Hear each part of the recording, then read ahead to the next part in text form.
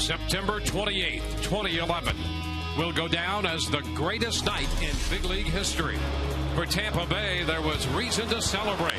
Evan Longoria blasted the Rays into the postseason, completing the biggest September comeback ever. Meanwhile, in Atlanta, the Braves felt the agony of defeat as Hunter Pence's single in the 13th knocked the Braves out of the postseason, culminating Atlanta's historic September collapse.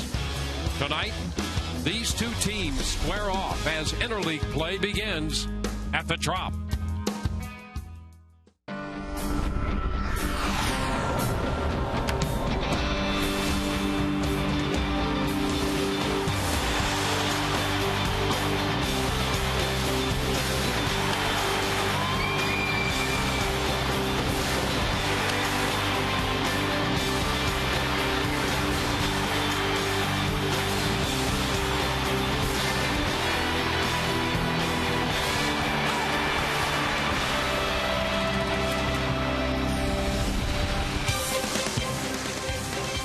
Tropicana Field, we welcome you to the beginning of the 16th season of interleague play. The American League and the National League going toe-to-toe.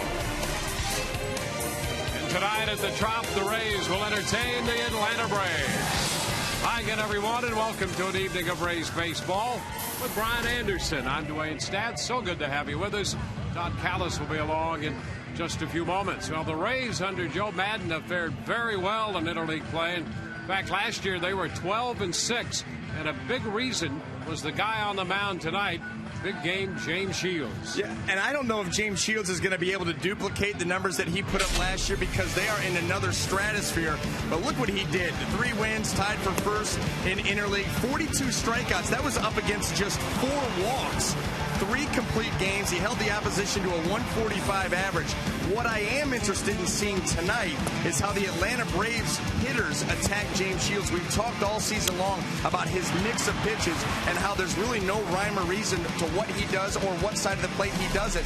A lot of these Braves have only seen very little of James or none at all. It'll be interesting to see how they react. And here is the pitching matchup presented by your Southern Ford dealers. Tommy Hansen on the hill for the Atlanta Braves, looking for his 5th win. In 8 starts, he's 4-3 with a 343 earned run mark. Had some shoulder issues at the end of last year.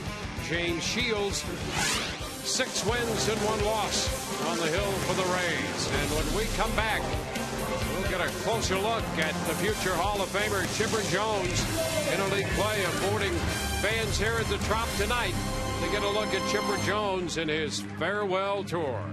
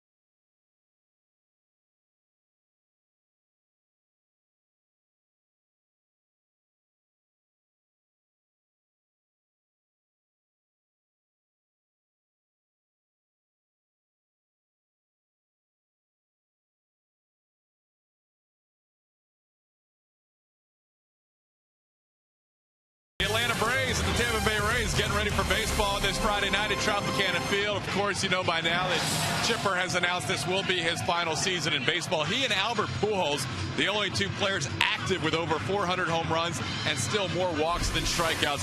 What a career it's been for this illustrious Atlanta Brave. We'll see him wearing the old 42 there. He actually hit a big walk-off this year against the Philadelphia Phillies. He's been right in the middle of this lineup that has scored over 200 runs so far. There's that walk-off. And he continues to have a productive season. Maybe he's considering whether or not this should be his last year, although he has said this is the finale. Look at that 304 career mark, 459 home runs, the 99 National League MVP. 7-time All-Star and won that batting title back in 2008. We caught up with his current teammate and former Ray Eric Hinsky and the Rays skipper Joe Madden with their thoughts on Chipper Jones. Cool. We were just in St. Louis, and the fans there gave him standing ovation when he went to the plate. It just shows you how the respect for him as a player all around every stadium is awesome, and you know he deserves it all. He's a Hall of Famer for sure. A lot of respect for his game and what I've seen in television on the many highlights. Got that easy swing where the ball jumps off the bat. Been a big part of the success of this organization. He's a very worthy opponent. So he'll get a shot to see James Shields in 2 minutes and 26 seconds or so. Although it'll probably be longer than that because he's not leading off. But that's when we're ready for baseball. It's the Rays and the Braves. Interleague 2012 about to begin. Dwayne Stats and Brian Anderson with all the action right around the corner on Sun Sports.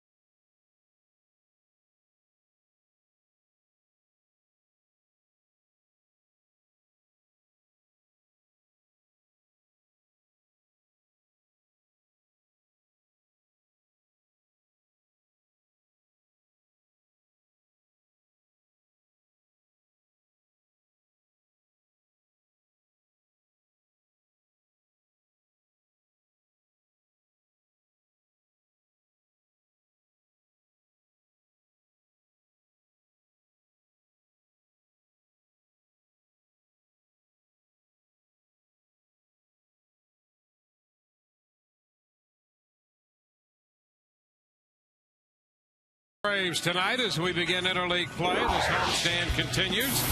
And let's take a look at the Atlanta lineup. Michael Bourne, who's been red hot, is going to lead it off, followed by Martin Prado. Freddie Freeman, the number 3 hitter at first, and Dan Ugglas, their cleanup man. Brian McCann will catch it at 5th in front of Chipper Jones. Jason Hayward in right field. Eric Hinsky, the DH.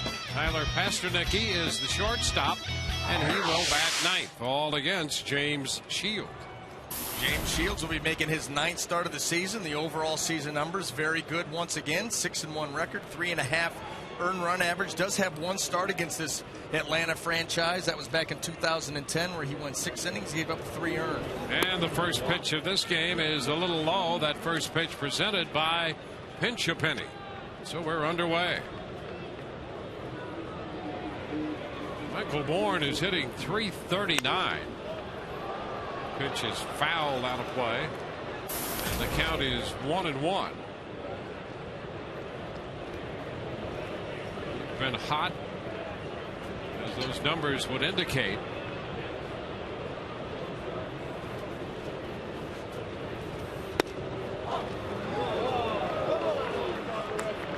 Two balls and a strike.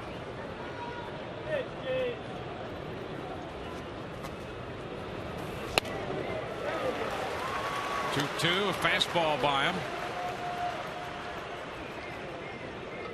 Bourne was out of their starting lineup Wednesday, and that's the first time that's happened this year. He hadn't missed any, not only had played in all other games, hadn't missed any innings until then. The change up low, 3 balls, 2 strikes. Originally Phillies organization, and then Houston. Well, he has fit right in Atlanta. On into the leadoff spot. He's out on strikes. So the fastball got him.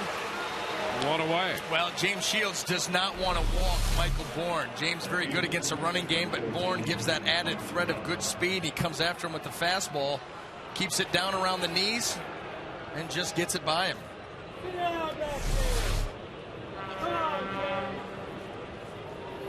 Now it brings up Martin Prado. Working on a 9-game hitting streak coming into this series. And he takes a strike down around the knees.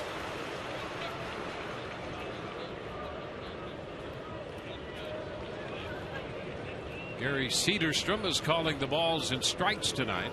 He's the crew chief. A little bit inside. 1-1.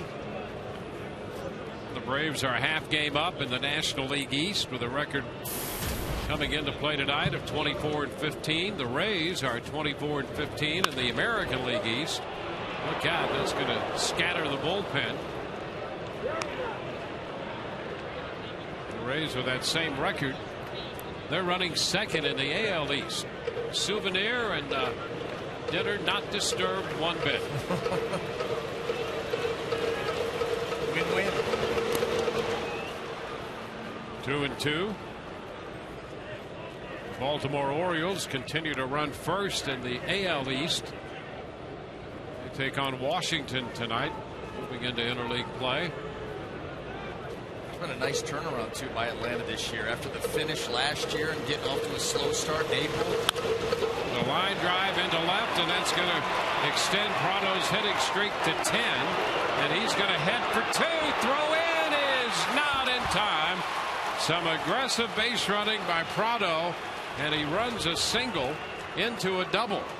When it looked like that throw, Rich Thompson took a deep angle to get to this ball. Turn, make sure he's got it, lets it fly, and then Ben Zobrist right here, the catch and almost a little hesitation before he goes down with the tag, and Prado going to that outside edge of the bag is able to get that right foot in. Aggressive base running there by Prado. So he runs himself into scoring position. Prado picking up the double. You see Thompson there checking the defensive alignment list right there. And what I tell you, you need a wristband. Yeah. Forget pulling that out of your pocket. The wristband. That's your invention. Ground ball headed up the middle, and that's through into center. Freeman singles home Prado, and Atlanta breaks out in front 1-0. Well, Freeman wasn't wasting any time. He jumped on the first pitch, and the Braves lead it 1-0. Well, he was able to sneak that up the middle to the right field side of second base. There it is, that breaking ball wants it away. It curls back middle in. He just pops it through the hole, and Prado comes home for the early Brave lead.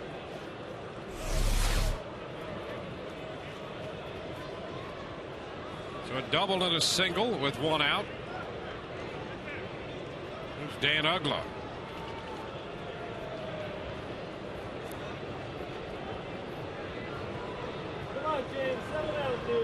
Uggla at 277 with 5 home runs.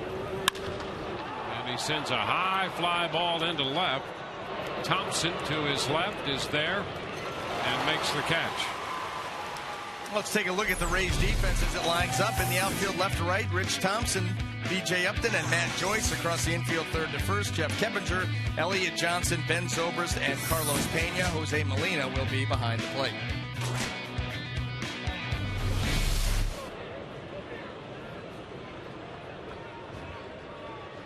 Now Brian McCann is the hitter, and the Rays will employ the shift. Zobrist goes into short right field this time, with Keppinger going over to play what would be the second base spot.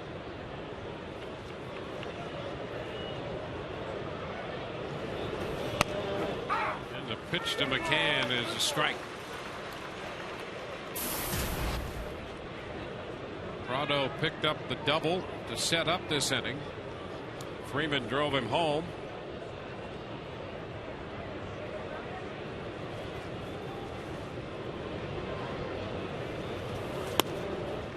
It's away. 1 ball, 1 strike.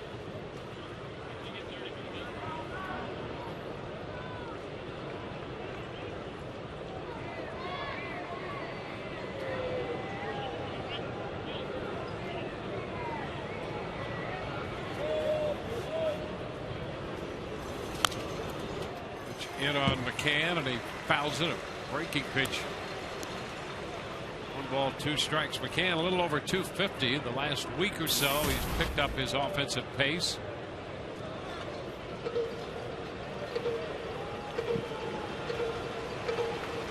This brings some pop and offense to the catching position for Atlanta.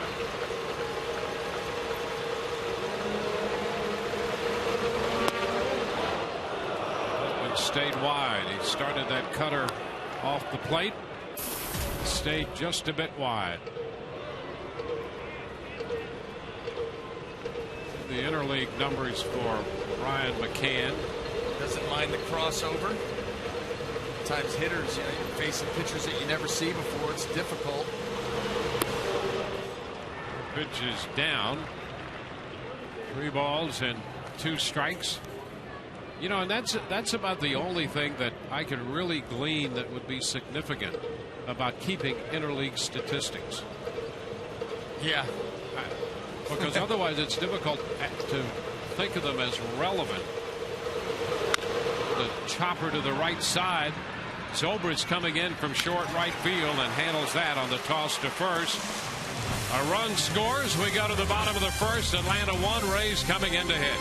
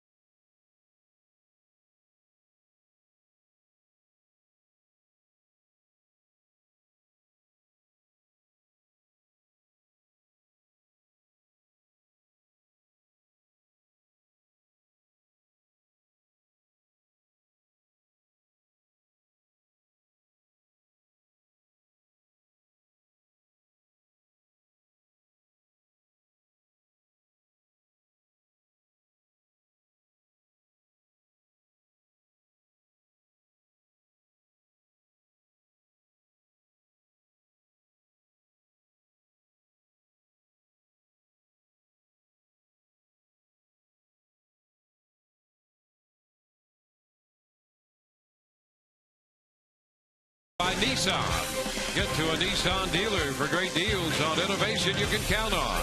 Innovation for all. By AT&T, the nation's largest 4G network. AT&T, rethink possible. By Buddy's Home Furnishings. And by Toyota. Visit your local Toyota dealer today for great deals on the amazing lineup of Toyota vehicles. Toyota, moving forward. Take a quick look at the Rays lineup. Zobrist is going to lead it off, followed by Upton and Joyce, Pena, Scott, and Keppinger down the middle. Johnson, Thompson, and Molina all against Tommy Hanson.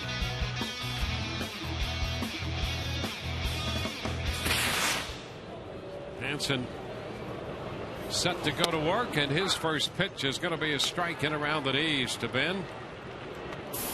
Tommy Hanson making his 9th start of the season, 4-3 record, just under 3.5 earned run average.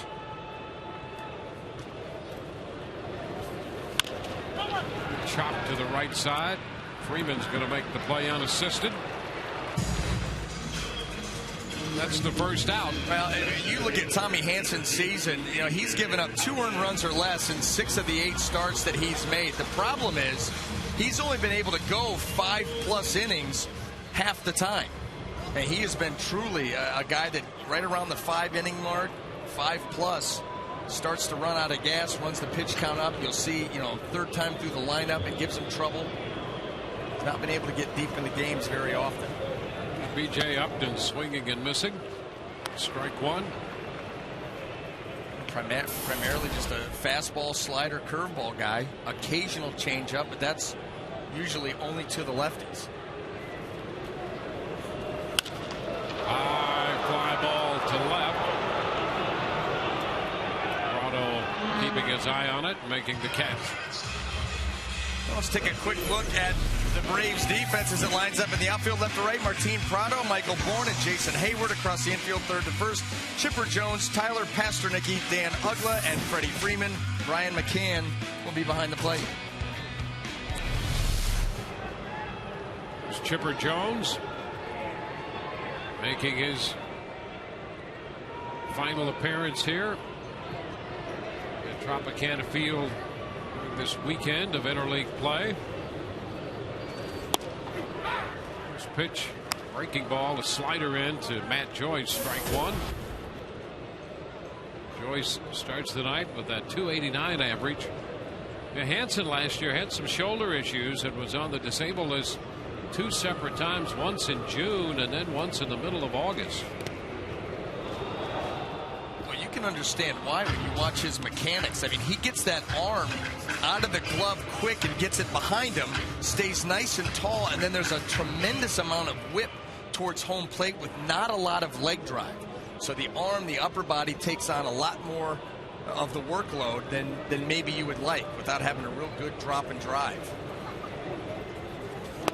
You see how violent that is. It's like he's standing straight up and that ball just, it's all arm. Yeah, you remember the old Iron Mike? Yes. That's what that's like. Here it is. Look at it. Stays nice and tall. There's not a whole lot of drop and drive, but then watch the finish. Boom. Very violent with that arm. You can perfectly understand why there might be some arm issues here and there.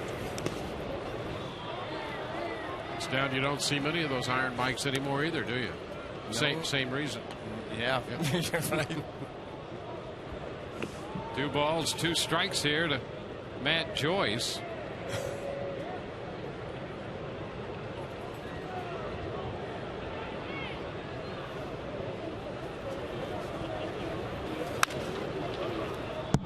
Holds it right there. 2 balls, 2 strikes, 2 outs with nobody on base.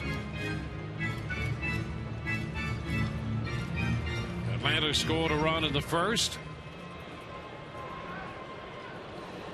Yeah, there's something of a short arm in that delivery there that sometimes makes it difficult for hitters to pick up. Yeah, there'll be a lot of deception.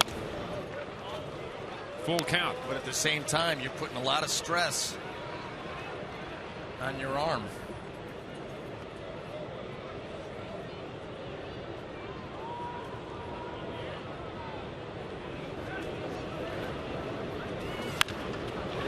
Is popped into shallow center. Michael Bourne still coming in, is there and makes the catch. So it's a 1-2-3 first. We go to the second. Chipper Jones will lead it off, 1-0 Atlanta.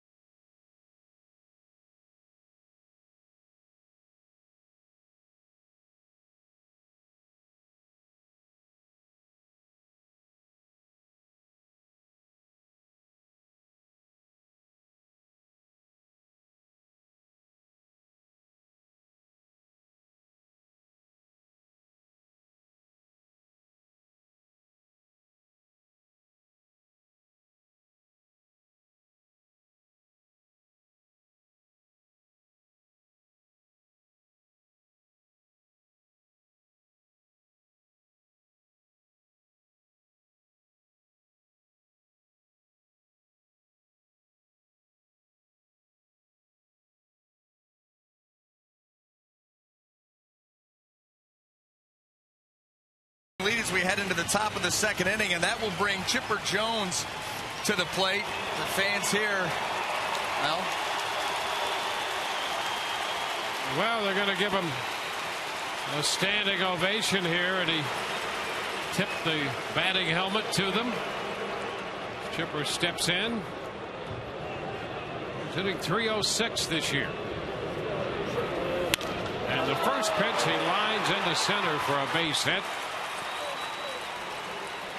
So Chipper Jones is aboard. One pitch and a hit. Well, let's take a look at the scouting report on Chipper Jones, brought to you by Coventry Healthcare of Florida. Is this the end? Well, if it is, what an impressive set of numbers up to this point for Chipper Jones. You look over the career average of .304. He's got 459 home runs. And May Flowers, he has really turned it up here in the month of May coming into this ball game, hitting .367, an on-base percentage of .436 in May, as opposed to a .245 average with an on-base just over .300 in April. As you know, he's had knee issues, and they've had to contend with that this year already. Jason Hayward takes a strike. His left knee tends to balloon up on him, and they've done a great job of playing him 3 days, giving him a day off, coming back for a couple of days, a day off, 4 straight, a day off. And when you look at his numbers throughout the Atlanta season so far, he has come back strong every time they've given him a day off. Pitch is down. It's 1-1. Chipper, the only switch hitter in Major League history with a career batting average of .300 or better and at least 300 home runs. And you mentioned .459. 1-1 to count to Hayward. One ball, 2 strikes. You know what the most. And how about this? There you go. 2,500 hits, 1,500 RBIs, only 2. Watched a lot of Chipper, got a chance to play with Eddie Murray.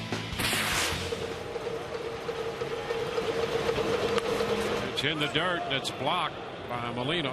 You know, in his illustrious career, Chipper Jones, I think for me, the thing that's most impressive is being a switch hitter. You look at his career, the length of it, the span, the number of at-bats. And as a right-handed hitter, he's got a career average of .305. As a left-handed hitter, he has a career average of .304. I mean, come on.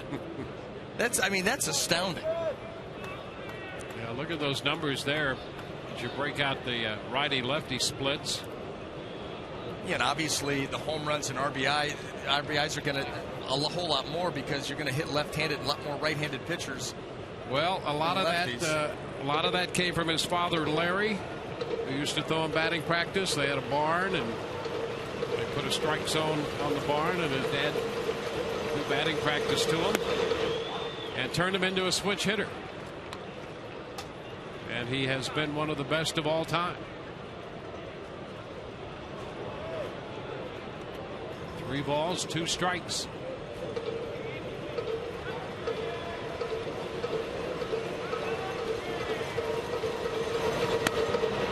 And ball 4. Hayward walks. That's going to push Jones up to second.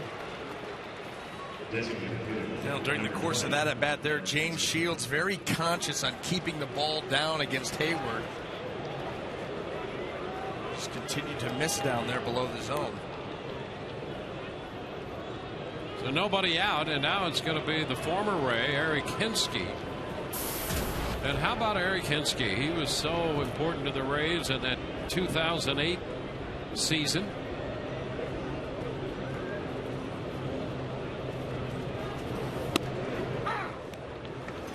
Strike. Played with the Pirates and the Yankees in the last couple years with Atlanta now.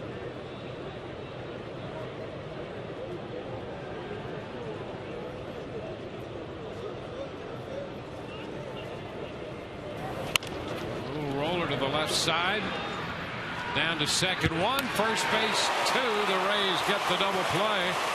Keppinger started the double play as Jones goes to third. The Rays out of the shift turn a double play right off the end of the bat. Keppinger quick over to Elliott Johnson, who does a nice job of staying in there and getting a little hair on that throw. to be able to get Hinsky over at first. And, you know, that's one thing about Johnson. That's a 5-6-3 double play out of the shift. And Elliott Johnson will surprise you with arm strength. Yes. His arm's better than you might think. Especially, well, and that proved it right there because he was not able to step into that throw. And you can see exactly that. There's a strike to the Atlanta shortstop. Pasternaki's hitting .274. Yeah, Elliott Johnson pretty much had to make that double play flat-footed right in the middle of it, make that throw. Elliott Johnson's one of those players that does everything a little bit better than you think he can. That's a strike on the outside corner. Yeah, you see him run, ground ball, run to first. You're like, wow, he's faster than I thought. Yeah. He's got a better arm than I thought. I mean, everything that you try to pigeonhole and peg him into, he's just a little bit better than that.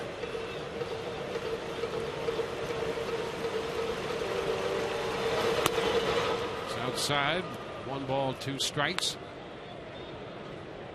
He has really taken advantage of the opportunity to get some regular playing time with all the injuries the Rays have had.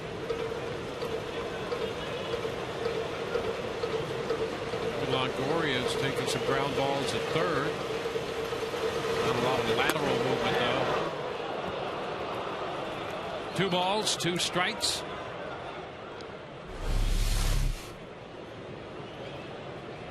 Ball just off the plate. See Molina trying to bring it back in. He's done a couple times tonight. This one bounding away down the line from third. Jones trying to score, and he is safe. The throw from Molina to Shields on the plate, but Chipper Jones got in there to make it 2-0.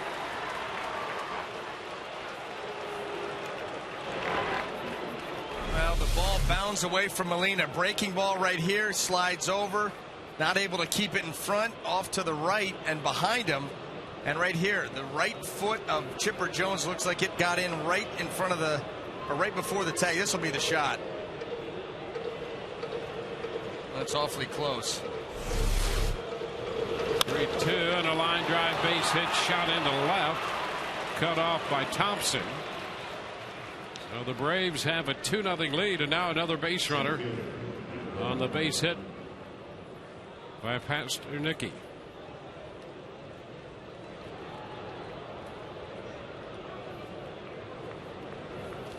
So we'll swing back around to the top of the order.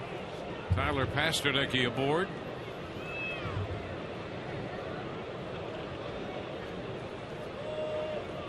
Well, Jones maybe slowed from time to time with that left knee, but he made it down the line and scored their second run. And you get the idea that that knee might be barking at him right now. Yeah, well, he didn't. After he slid and got up and headed back to the dugout, it didn't look like he was as thrilled as he should have been scoring a run. Just kind of head down, get the obligatory high fives, and you saw the little bend over there, the winds. Swing and a miss by Michael Bourne. Did you get the feeling that that's something that he's resigned himself to have to fight through all season long? There's another look.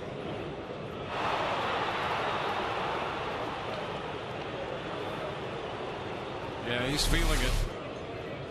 They've had to drain that knee at least a couple times already this year. And as difficult a choice as it may be to call it quits, that helps you decide that maybe the time has come. But you're not really deciding, your body is. 1 ball, 1 strike. I'm sure mentally as sharp as ever, and still the love for the game and the love to compete and be out there. You understand as a player, at least you should understand as a player going in, that even if you play a long, illustrious career, the window is still very, very small, given your relative life, lifespan. So you appreciate. Quick move to first. Pasternaky back in.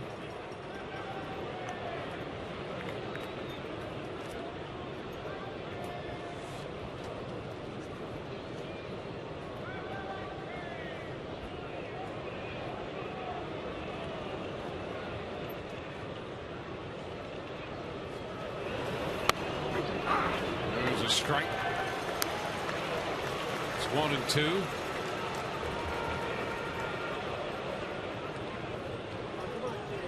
Pastornicky, the base runner, he's not going to steal a lot of bases, but as a team, speed is a part of this Atlanta game plan. This guy at the plate, Bourne, is one of them. Pastornicky's on the move, and the pitch is foul. Well, you can just see him headed down there to second base, that he has a little giddy up. Bourne, of course, does. Overall, a well-rounded offense. You talk about the speed being one aspect of it. They've got some power. They hit for a high average, second in runs scored, second in average in the National League, and they've got 5 guys with 5 or more home runs. And the big base stealers on this team would be the guy at the plate, Michael Bourne, and Hayward. Hayward has 9.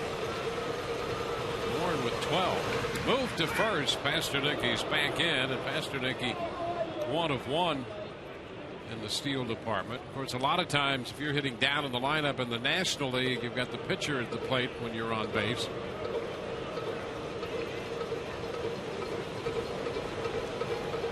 More pitches here than Shields would like early. Facing his 10th hitter already. Bourne fouls it away.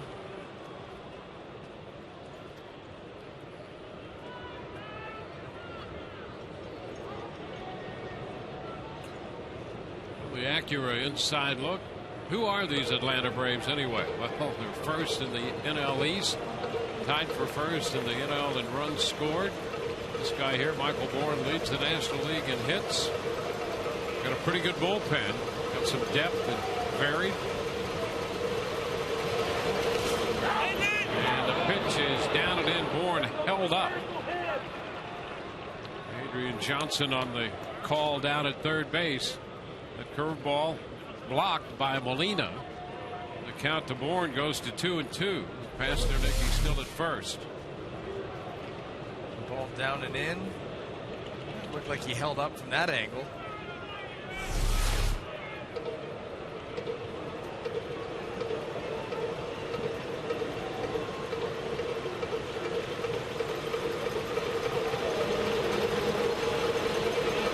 Runner goes again. The pitch inside. The throw is not in time. Throw came in just a little bit high to get Pastornicky, who just did get in. That's his second steal of the year. Well, there it is. Not a whole lot of wasted movement on that jump. Gets up to full speed pretty quickly and is able to get under the tag.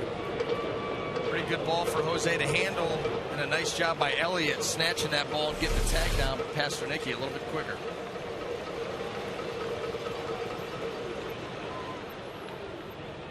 So the count is full.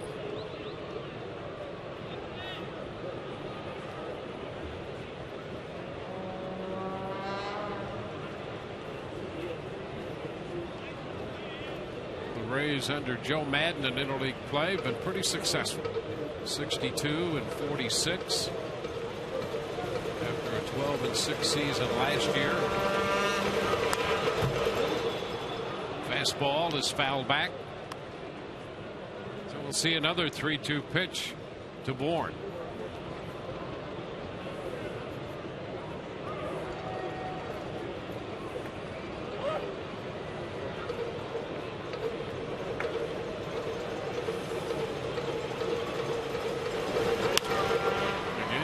Ball. This one out of play up the left side.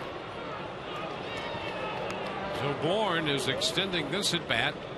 We at least a 10 pitch at bat here.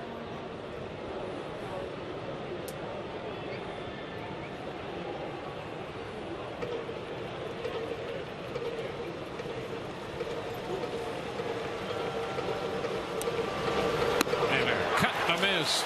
Fastball up, got him. He got him to chase the fastball. 2-0 Atlanta.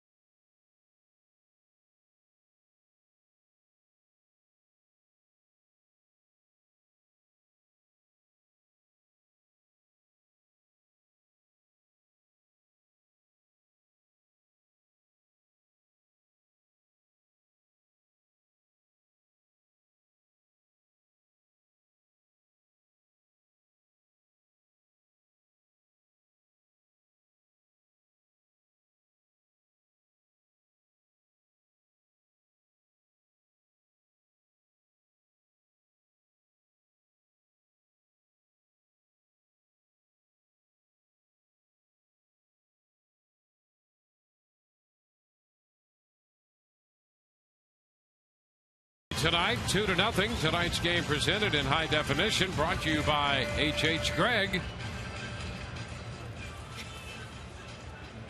Chipper Jones scored the run in the top of the second inning.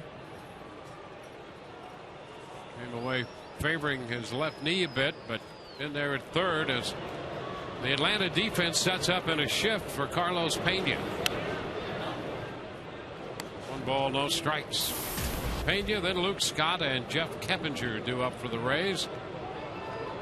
Facing Tommy Hanson.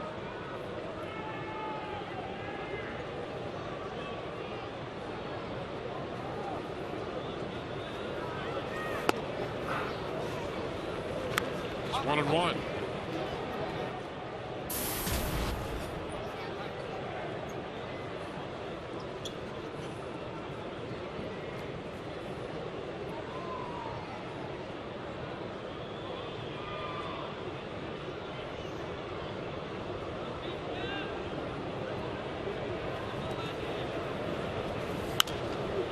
Carlos fouls it the other way.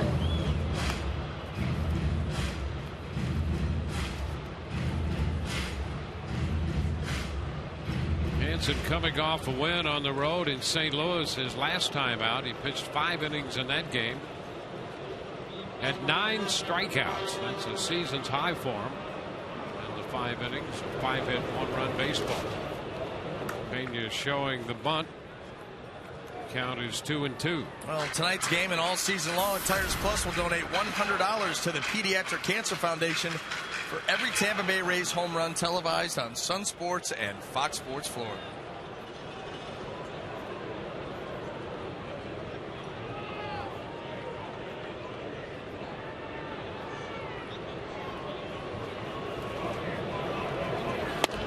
And a cut and a miss. Pena is out on strikes. First strikeout posted by Hanson. Retired the first 4 men to face him. Tommy Hanson's got a short little breaking ball, and he was able to fool Pena to swing over the top of it.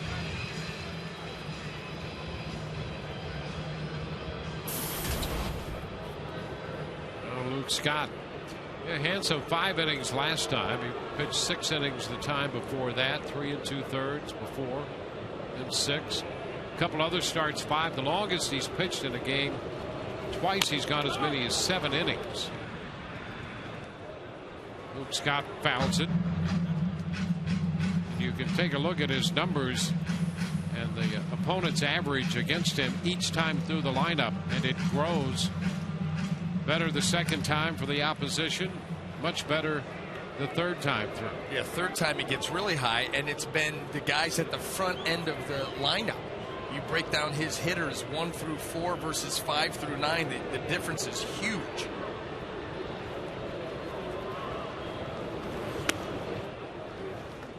Pitch biting down and in, 1-1. When you look at the first 4 hitters against Tommy Hanson, you see there's the breakout times through the lineup. That third time through, 372 average.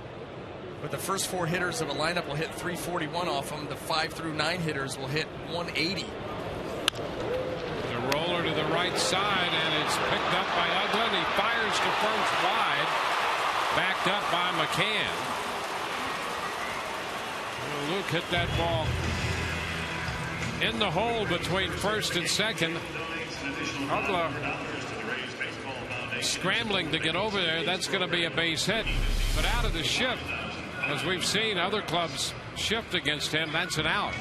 Tough play for Uglin with that defensive alignment. Yeah, it was. And right there, he was never able to secure it, and then threw it without a step. You know, he's trying to find that ball.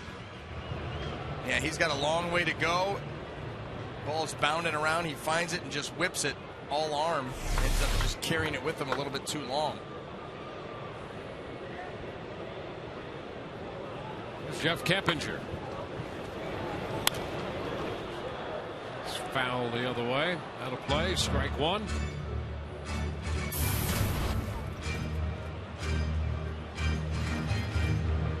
Keppinger at 298.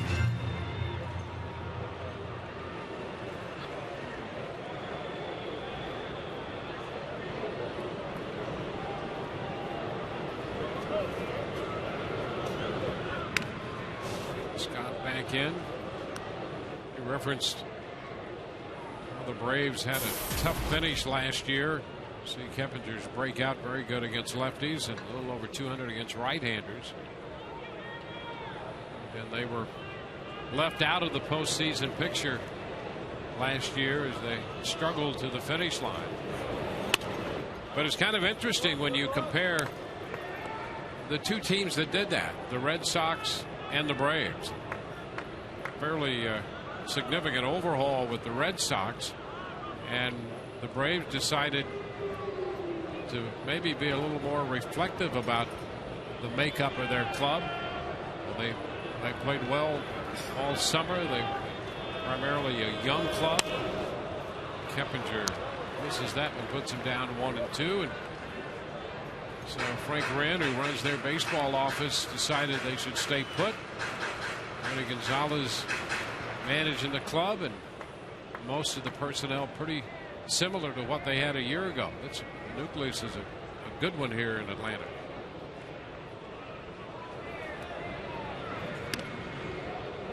Luke Scott back in. Yeah, stark contrast in how the business was handled. Of course, Boston, they blew everything up. Theo Epstein leaves, and Terry Francona's gone, and some of the players. A little bit wide right there. Hansen looked in, trying to get the strike angle on that pitch on the corner. A little bit wide. So the count is 2 balls, 2 strikes. There it is. Did not miss by much.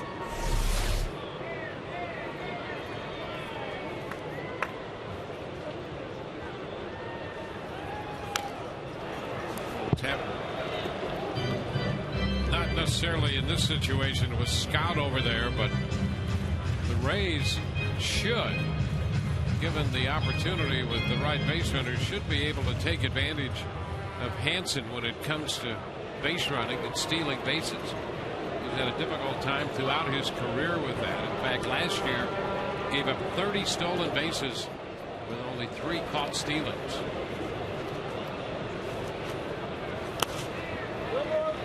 Keppinger takes it all the way to 3-2. Yeah, those bits of information do not slide by the Rays coaching staff, manager Joe Madden down the line. Running game been a huge part of the Rays since Joe Madden has taken over, and this is the kind of guy you try to exploit. 3-2. Scott takes over, and a line drive base hit into center. Scott's going to go to third, and the Rays put up first and third. A threat here with 1 out. Now that was a really good call, smart call there by Joe Madden. You put right there, that's a good pitch, but Jeff Keppinger handles the bat well, so you put Luke Scott in motion. The idea that Keppinger is going to put the ball in play, and there's the benefit there.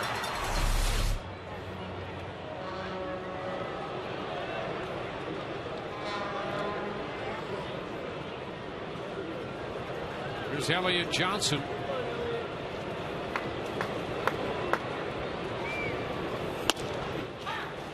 This pitch is a strike.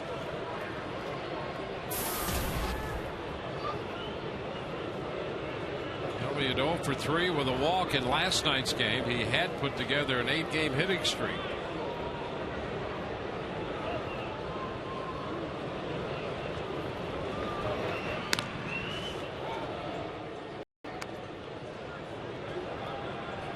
Rays have their first scoring opportunity.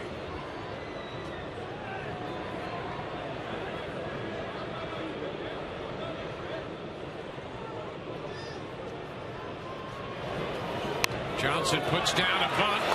Nobody's going to field it. Everybody's safe. And the Rays get a run. Well, the Braves defense just completely taken by surprise, as if they didn't know what to do on that bunt. Scott scored.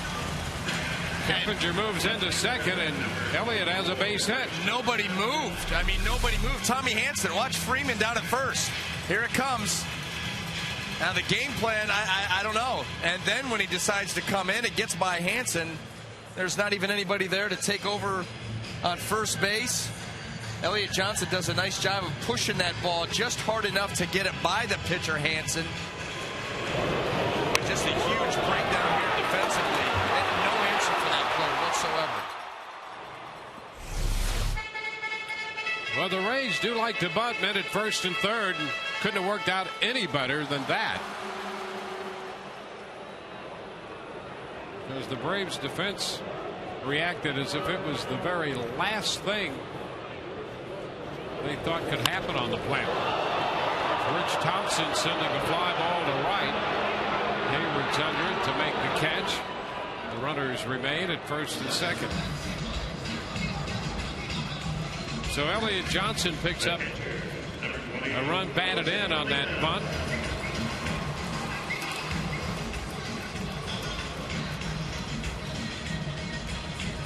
His last 2 hits have been bunts, by the way. He extended his hitting streak to 8 with a bunt base hit.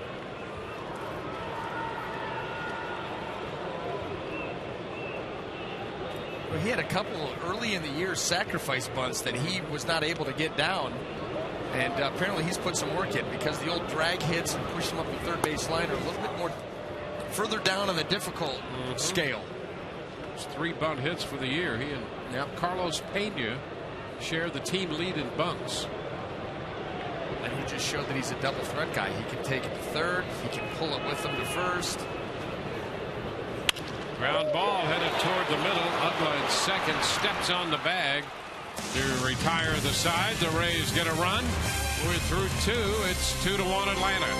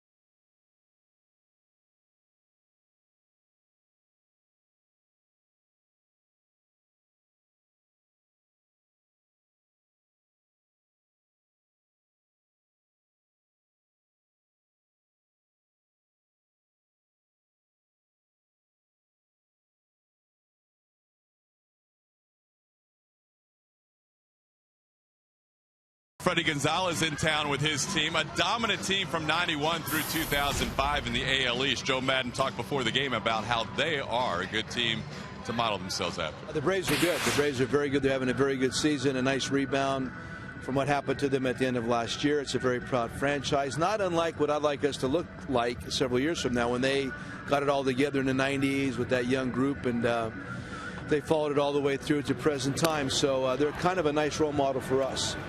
Good young pitching staffs carrying the way for both squads. Guys, back to you. Yeah, they like to, if they can, develop their own pitching. And, of course, the Rays have done a great job at that.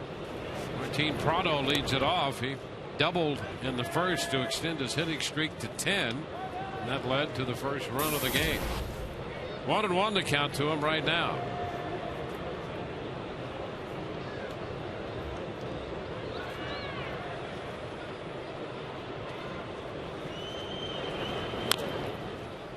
Is tapped foul.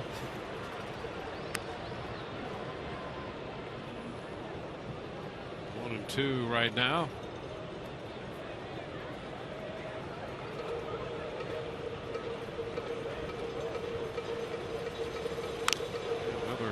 Foul ball.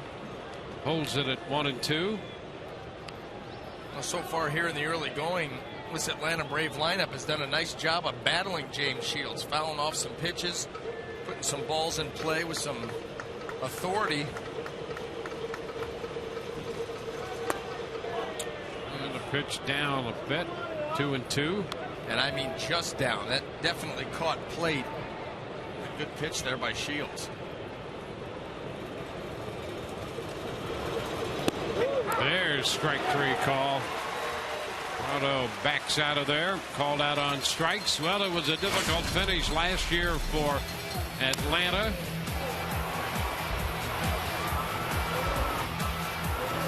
It was Hunter Pence with that base hit that pretty much ended the season, did end the season for the Braves as the Rays continued on, and Evan Longoria hit the dramatic home run down the left field line into what is now the 162 landing. So the great comeback in the month of September for the Rays, and the difficult slide on the part of the Atlanta Braves.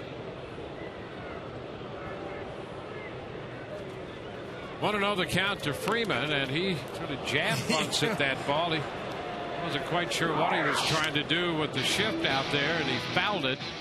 But there's a reflection brought to you by Toyota, the largest September comeback. The Rays down by 9 last year. The Cardinals 8.5 over the Braves. 2-1.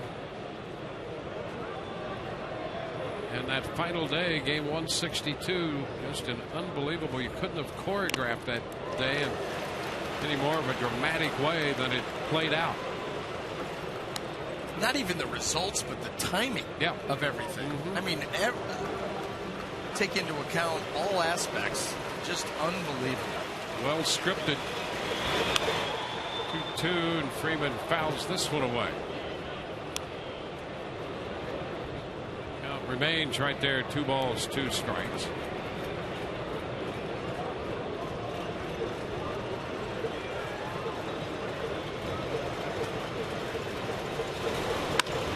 Freeman golfs this one. It's a high popper.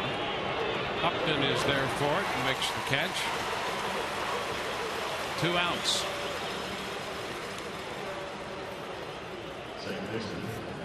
Looked like a chip shot, he says. Got down and threw it. Little cut lob. Pretty technical. I used to flop them every now and then. Base is empty, 2 gone, and the Rays will put the shift on for the right-handed hitter, Dan Uggla. Kippinger guarding the line. Now he comes off the line back at third, and a ground ball hit down that way, but foul, just foul. He had started right on top of the line, maybe a half step off the line, and then moved to his left a few more steps. And Uggla, that ball just outside the bag.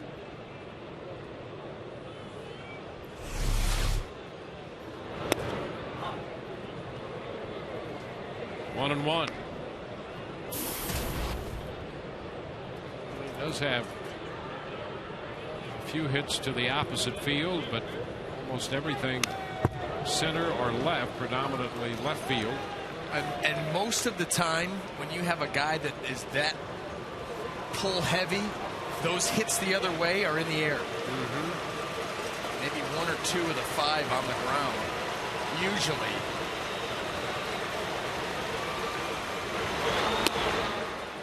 It's in, and it's 2-2.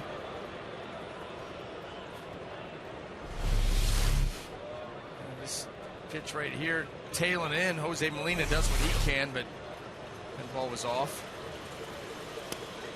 And strike 3 is called. Uggla out of there to retire the side. 1, 2, 3. Let's take a look at that strikeout pitch. Rays coming in to hit, down by a run.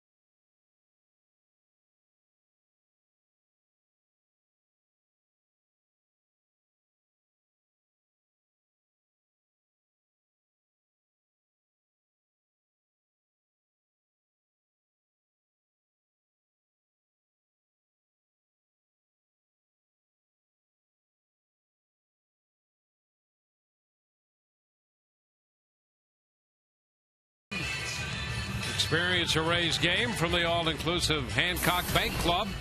It offers extraordinary seating and luxurious lounge and dining areas. The Hancock Bank Club features upscale menus and inclusive drink options. For tickets and more information, call 888-FAN-RAYS or visit RaysBaseball.com. Top of the order for the Rays. Here's Ben Zobrist bouncing the first pitch foul. And grounded out to the first baseman Freeman, his first time.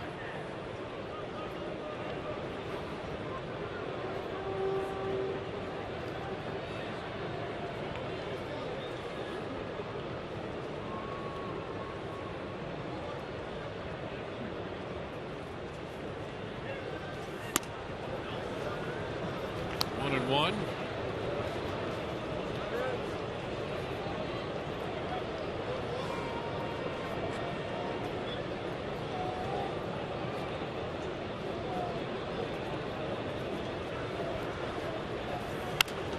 A roller foul outside of first. Rays been playing pretty good baseball lately. They've been scoring runs. They're averaging well over 5 runs a game. 5.3 runs a game in the National League. That's good in the American League these days and extraordinary in the National League. Cut to miss. Breaking ball got him. One away here in the bottom of the third. Let's check in with Barry. All right, thanks, guys. We got some very interesting and entertaining Twitters going tonight. Tweets, as you might call them. Our Twitter feed is just blowing up. But we're going bigger than that. We have something called the Fox Sports Game Connect. I'm sure you've been on it. The ultimate online experience for fans. Log on, take part. Very interactive forum during the game. We have all your stats and trends, analysis, and live Twitter feeds included there. Plus, you can even share your thoughts with the game broadcast. Go ahead and log on now. Fox Sports Game Connect. It's available on foxsportsflorida.com. All right, thank you, Barry. Want to know the count? B.J. Upton, and a ground ball that deflects off Jones toward the shortstop. And I think that hit Jones' left foot. I'm not sure it hit above the foot or not. Of course, that's the bad knee, and it's apparently just above the ankle. And so Chipper Jones still down on that one knee, the right knee, and there you see where it hit him, just above the ankle. And that ball was hit very, very hard by B.J. Upton.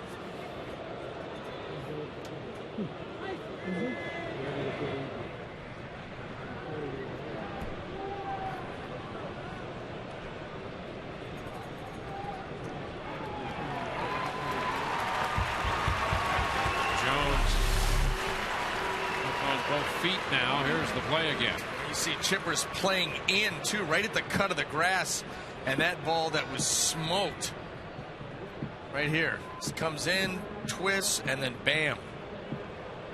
And it wasn't a glancing blow. You know, it's a glancing blow. That ball shoots out into left field. That ball went straight up, stayed in the infield, which means it caught him solid.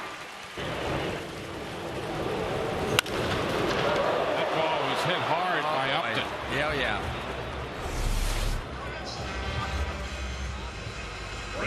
So B.J. has a base hit, and Jones has now the bruise to show it.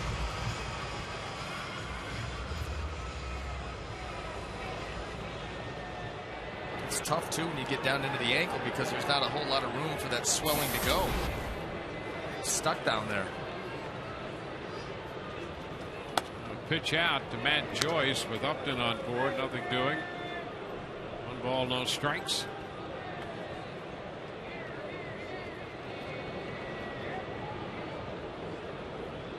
B.J. has been perfect in the steal department this year in 5 attempts.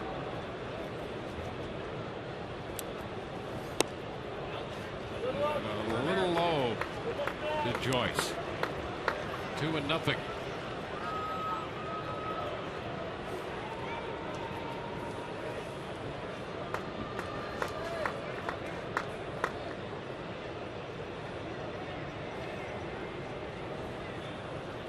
There goes the runner. There's no throw. None at all. And Upton easily picks up steal number 6. Well, you can see why in the last 2 seasons combined that Tommy Hansen's given up 63 stolen bases. He pulls the arm out. There's a lot of time to go home. We got BJ with a good break. And there's just not even a reason for a throw. McCann just flips the ball back to Hansen. Too easy.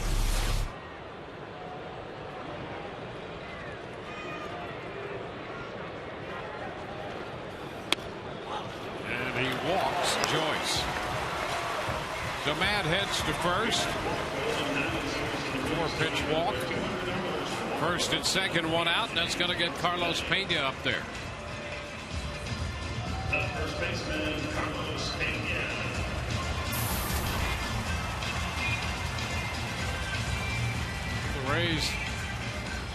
The Braves even now, 4 hits apiece. The Rays are down 2-1.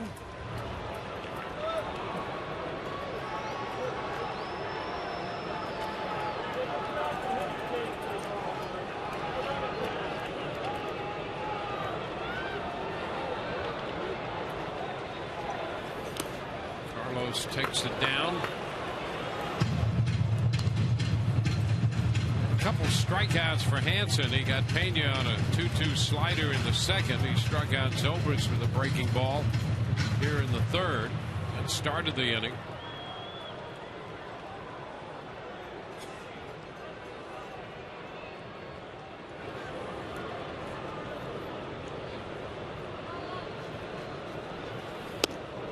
Cut the miss. 1-1.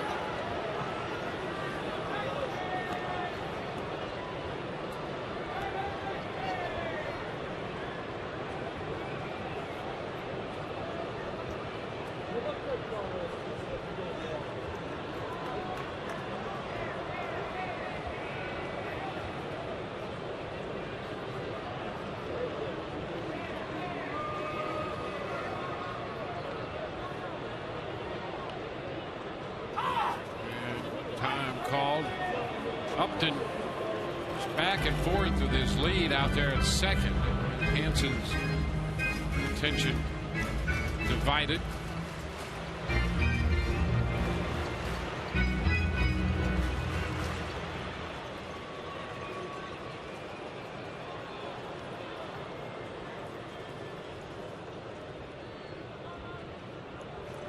There goes Upton. Throw to third, it's not in time, and trailing into second is Joyce. So the Rays easily pull off a double steal. BJ with his second steal of the night, giving him 7 of 7. Well, this is reminiscent of what the Rays would do with the Boston Red Sox the last couple of years. They just were going to send everybody every chance they got. This isn't even close.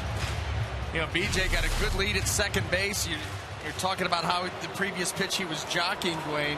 Well, that where he got a little bit of a walking lead, a good break, an easy steal. Same too with Matt Joyce.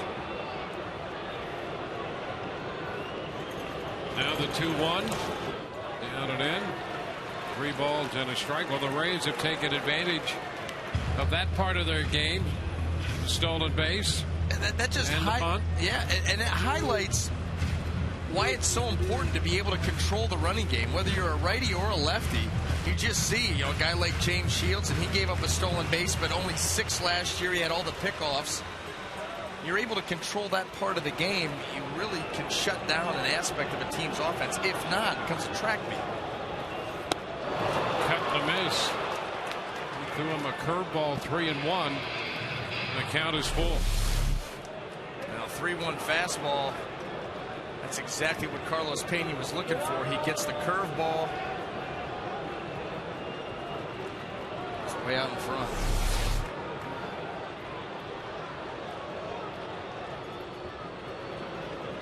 Expect another breaking ball off-speed pitch here. Doesn't want it. Runners on second and third now. 1 out. Carlos Pena, good fastball hitter. Got first base open. And And you have Luke Scott on deck. Yeah, so well, it does not get any easier, but I can't imagine anything but a breaking ball.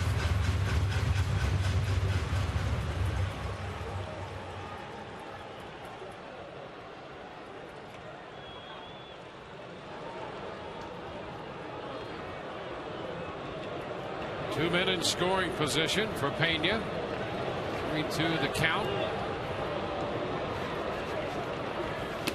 And it's down and in. Walked him with a slider. And the bases are loaded.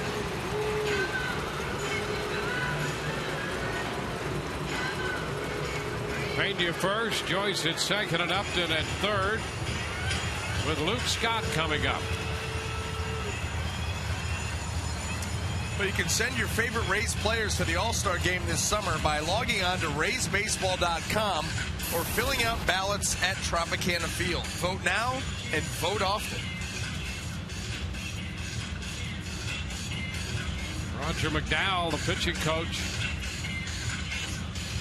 out there with a full-scale discussion going on involving the Atlanta battery and the shortstop Tyler Pasternicki.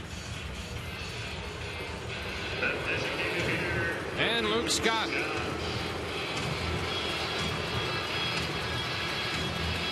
The Rays are down by a run and have a golden opportunity here.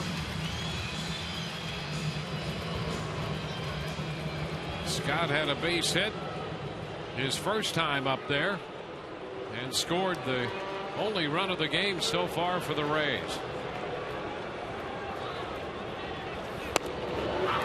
The first pitch is a fastball, and it's a strike. Hansen gets the count running in his favor.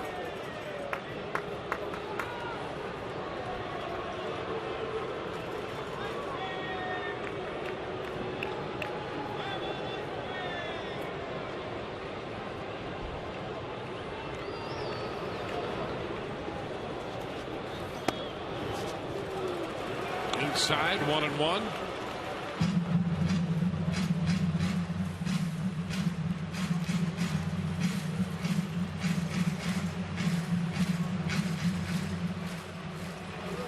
An 11-game winner a year ago, working his way through the Rays lineup for the second time.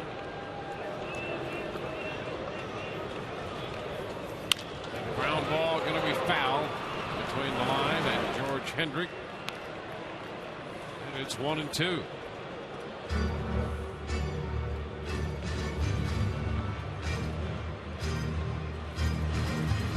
Left two men on in the second inning when they scored their run. Bases are loaded, one out in the third.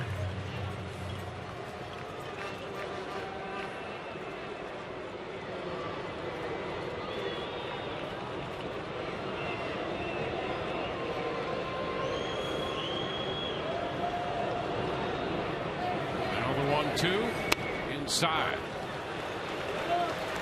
2 balls, 2 strikes. Hansen tried the slider again. Yeah, and trying to make the perfect pitch, you run the risk of dropping that right off Luke Scott's foot.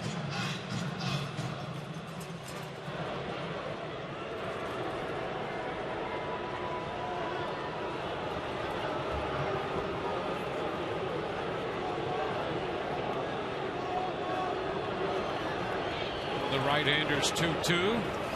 Scott fouls it. Ball coming in on him. Another slider, and he foiled the pitch by fouling it. That's been the whole approach here by Hansen and McCann. Keep the ball close to Luke Scott. Saw the fastball in there. A ton of the breaking balls. The hard stuff. Trying to keep Luke Scott from being able to get fully extended. That's when he does his most damage. If he does that, Luke could have his 4th career Grand Slam. One earlier this year up in Toronto.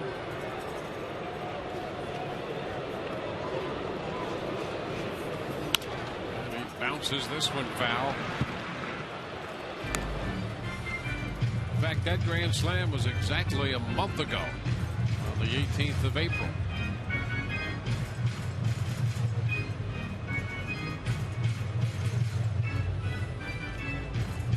There's Upton at third, Joyce at second, Pena at first.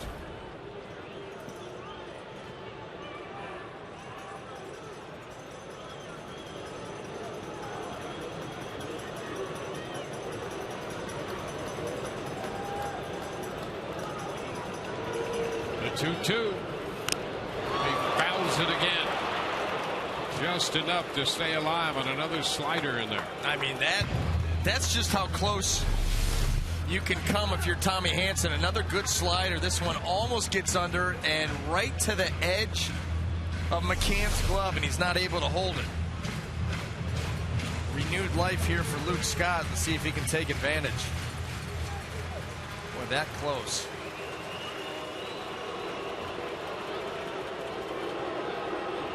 Saying to himself, he's got to miss on one of these pitches. He's got to leave one out over the plate. The 2-2, and he fouls it again. Another slider, one right after another. And now McCann trots to the hill for another get-together.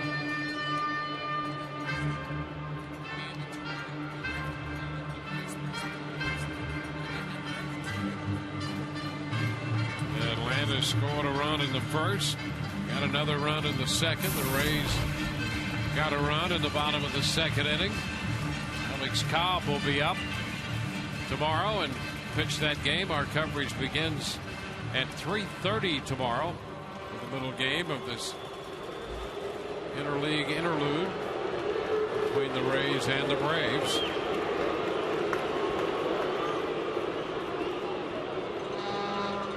The 2-2. There's a liner up the right side toward the line. Hayward on the run. He makes the catch. Tagged by Upton. He will score, and the Rays tie the game. Well, Scott made a bid to get it back into the corner, and Hayward made a nice running catch on the ball. It's a sacrifice fly.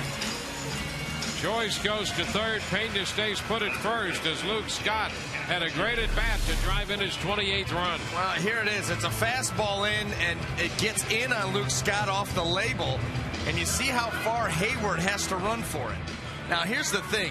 You pitch that at bat, you pitch Luke Scott in the entire at bat. Everything that he hits foul, he's pulling. Then you're going to go fastball in, and you're going to get the jam little half fly ball down the right field line, and Hayward's got to come that far. You'd have thought that he'd be more swung closer to where that ball ended up. He really had to get on his horse to even make that catch. Yeah. Here is Kempinger fouling one away. You're right about that. And he made a nice running catch at that. You know, that's like we're pitching you here, and the defense is not following the pitching pattern. And I'll tell you, though, Hayward, you know, he played a lot of center field in the minor leagues, and then that one game when Bourne was not in there, they played him in center field, and he used some of that speed and maneuverability to get over there to make that play. Yeah, he did. I mean, with that ball off the bat, I thought that for sure is getting down. You know, pull that, and it wasn't hit all that well, but it was going to be placed perfectly. But boy, Hayward, you know, now you don't wonder why he has 9 stolen bases. For a big guy, he can fly.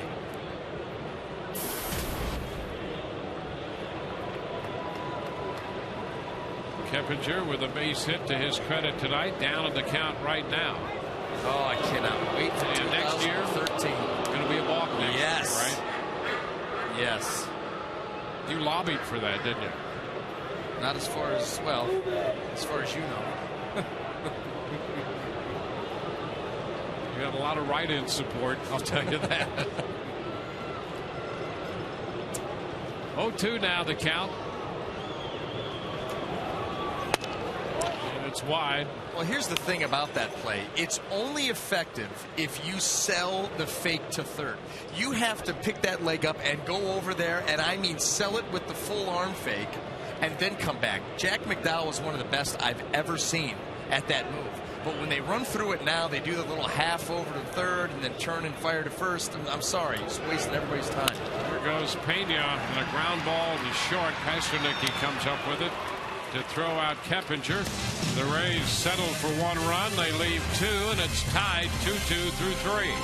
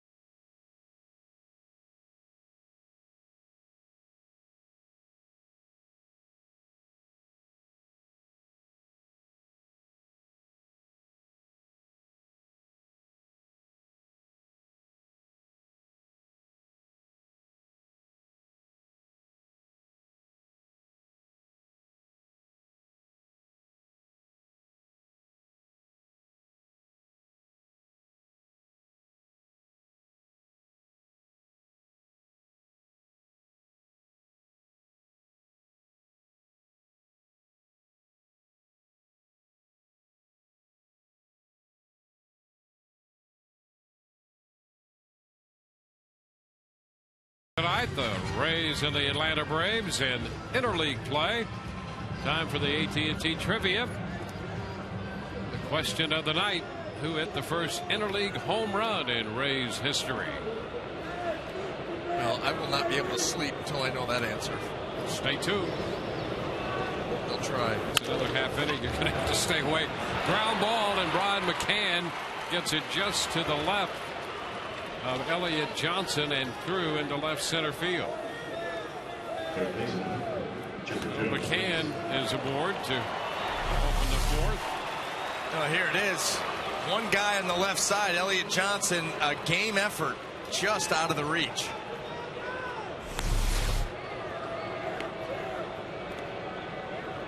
Chipper Jones will bat.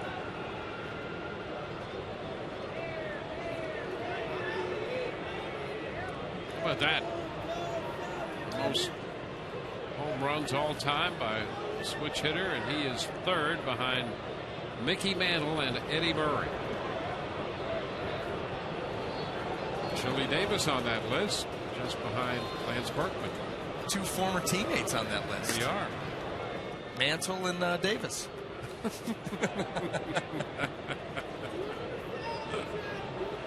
That explains a lot. Oh, really? Right here? Swing and a miss. Jones out in front of the changeup. Strike one.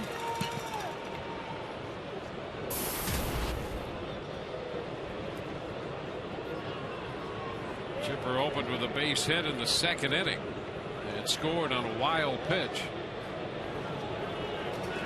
Moved to first. McCann is back in.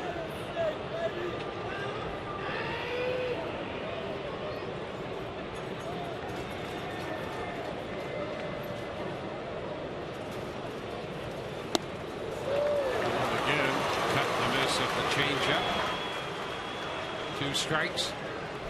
Watch the front hip here of Chipper Jones. That changeup looks like it's middle in, and you can see that hip already way opened up. Thinking that was a fastball moving in towards him.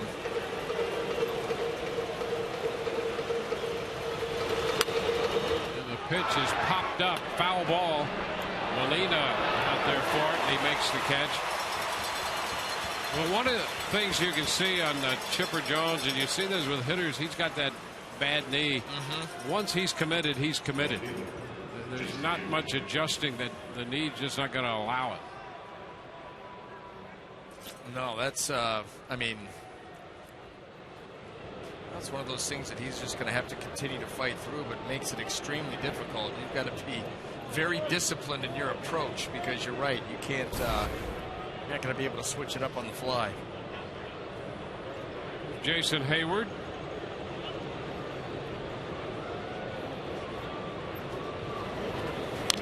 He takes a big cut, fouls it. That's a strike.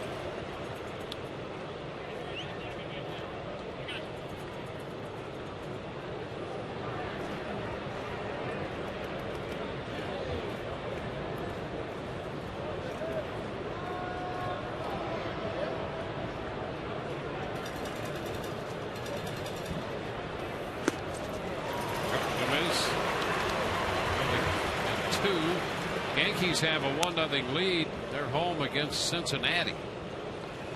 And Andy Pettitte has 8 strikeouts through 5. Reds batting in the top of the 6th.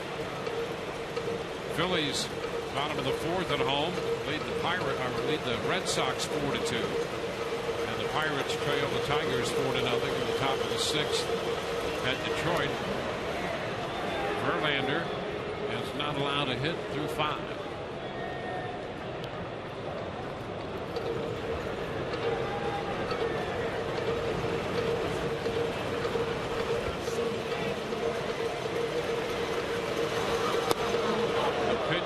Missed. 1 ball, 2 strikes. Backdoor cutter here by Shields. Boy, is that close. Molina tried to do everything he could to help.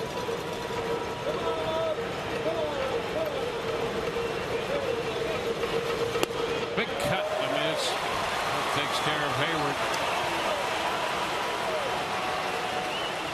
second out, the fifth strikeout.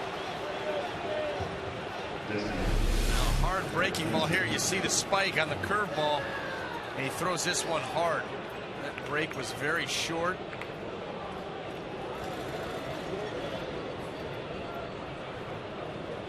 It's a good shot there.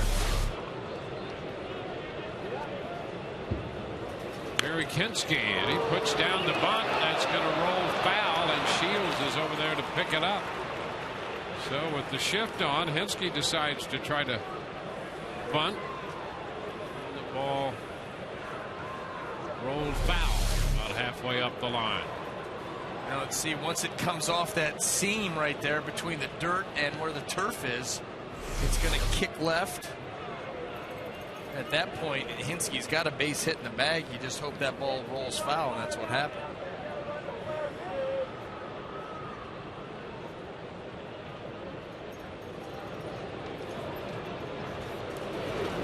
Hinske shortens on the bat, takes the pitch for a strike.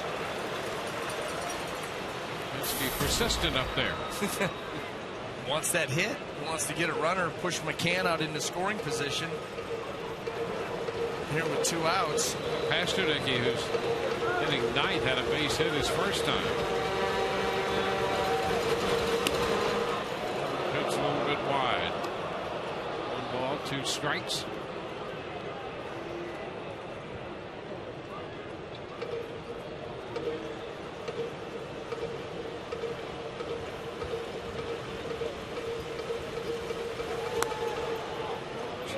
Stays away with a fastball. Stayed outside. It's 2-2.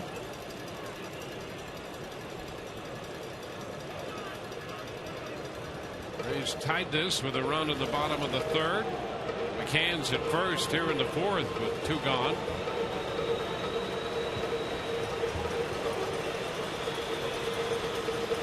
And a cut and a miss. Hinske out on strikes. Came in with a fastball tight and got him. Bottom of the fourth coming, tied 2-2.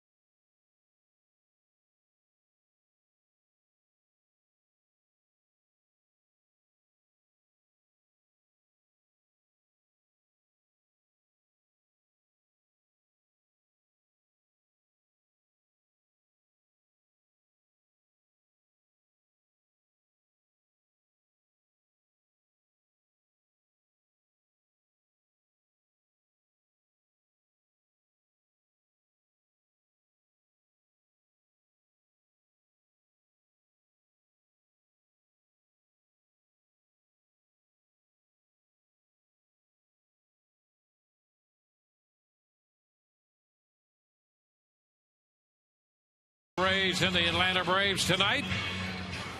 Here's our AT&T trivia question, looking for the answer to who hit the first interleague home run in Rays history. That would be Wade Boggs, and it came on the 6th of June in '98. And here's a look. Here it is. Did you? Did you?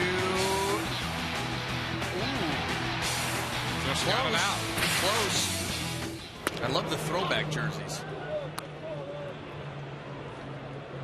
Yeah, they were stylish. They were almost as well. And I had the flip side, the 90. Those early Diamondback. Yeah.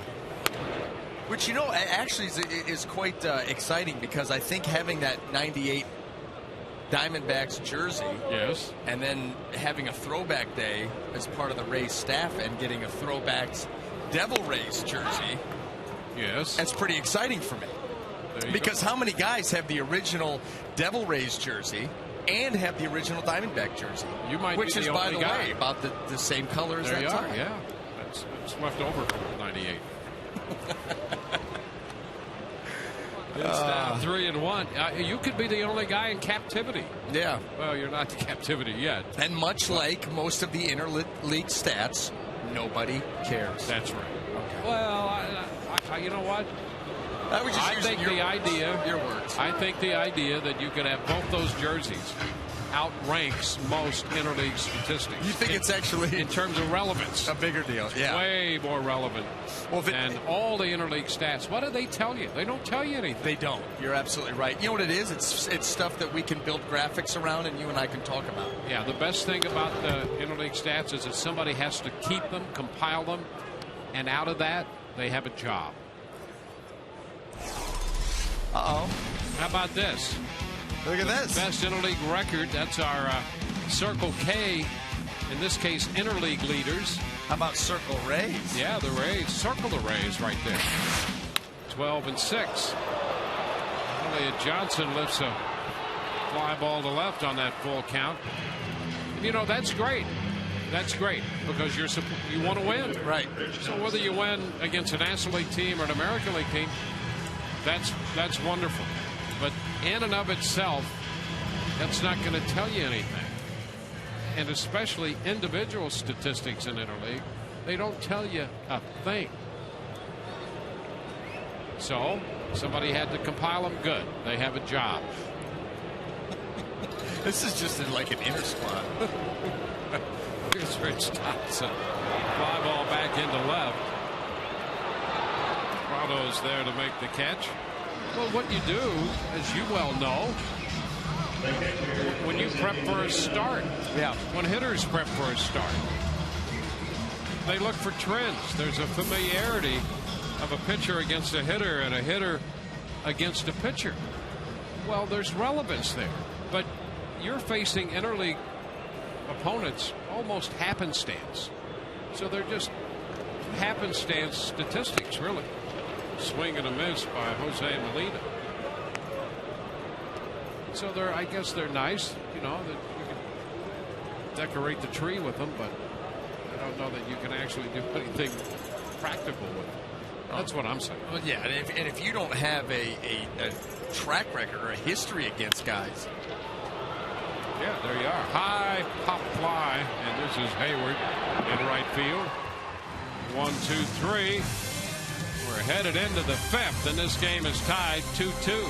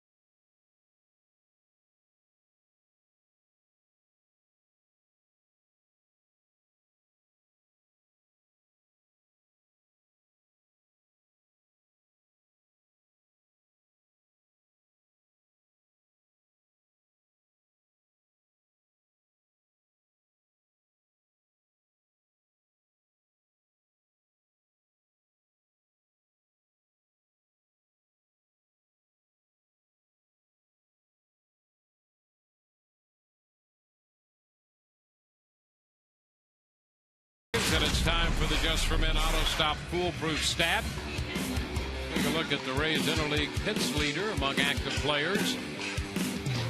B.J. Upton with 74, edging out Evan Longoria. Nice graphic. Good photos of all four of those fine young men. Just as the Rays can count on B.J. Upton during interleague play, you can count on Just for Men Auto Stop for foolproof results. Nice graphic. Well, this is all I'm saying. And about interleague, and we talked a little bit about it last night. If you're going to do it, and that's fine, here it is. James Shields should be in the lineup. That sounds like a good idea. He should be in the lineup hitting ninth if you're going to play these games. Yep. Master Nicky takes a strike and bounces this one down to third to Keppinger. And he throws him out, so a couple of pitches into the fifth, one away. Well, sure, why not? You know, and you can talk about interleague, and in this case, fans here get a chance firsthand to see Chipper Jones, and that's a great thing. This is his swan song this year. Get a chance to see him. You get a chance to see other players. Absolutely. All I'm arguing is that this compiling of general interleague statistics, it's hard to make a case for relevance for it. It's kind of just for fun. Yeah. Like BJ has the lead in hits right now by 1. Yeah. I'm not sure where you go with it. You tabulate it. You build a graphic. Again, nice photos of those guys. But there's really no place to take that number to make it meaningful.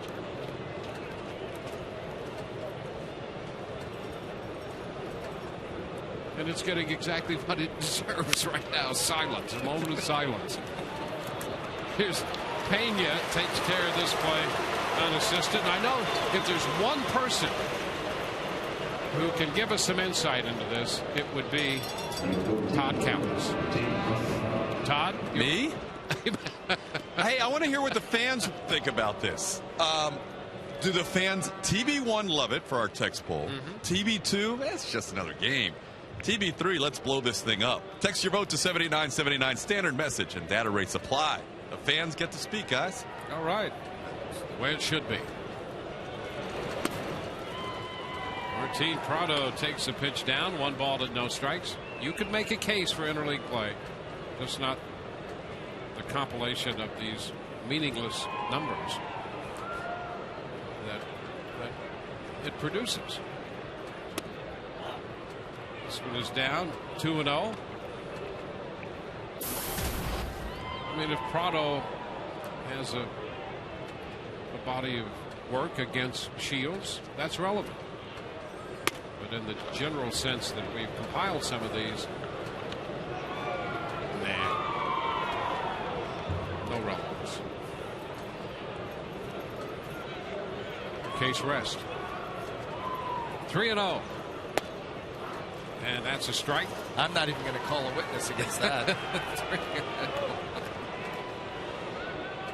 But there's more interleague play tomorrow night, and you don't want to miss it. We're just getting started. Yeah. We better strap it in for the next month or so. 3-2. Hey, you can see some fun things. I can't wait to go to Washington, and I want to see the Nationals team. That's the one series that I think could really be cool. Up the right side, and that ball is going to be foul. A young Washington team with their veteran manager, Davey Johnson, who does hail from Texas A&M. We get to maybe hum the Aggie fight song during that series, just for fun. Prado walks, but that's going to be to see that new ballpark because we haven't seen it. And to see that club, that's going to be fun. And so I think seeing the Braves, this is a great series here. I think it's a great opportunity for this area. And you can see how many fans are here to see Chipper Jones tonight. That's great. And tomorrow, game 2 and Sunday afternoon. Into the dirt. That's rolling into foul territory. Now Prado's going to head down to second base. So he's in scoring position. Well, Carlos Pena, when that ball got away from him on the throw, he immediately started back at an angle away from the ball. And Prado was going to stay there at first base and then saw that Carlos Pena was going to have to circle around. Watch Carlos as this ball comes over here. Kind of a roundabout way of getting it. Just a poor throw there by James Shields, and we very rarely see him make a poor throw on a pickoff attempt.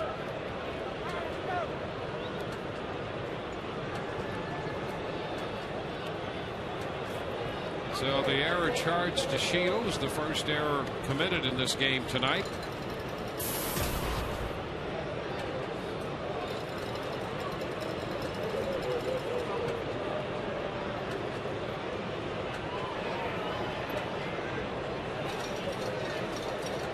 Freeman. He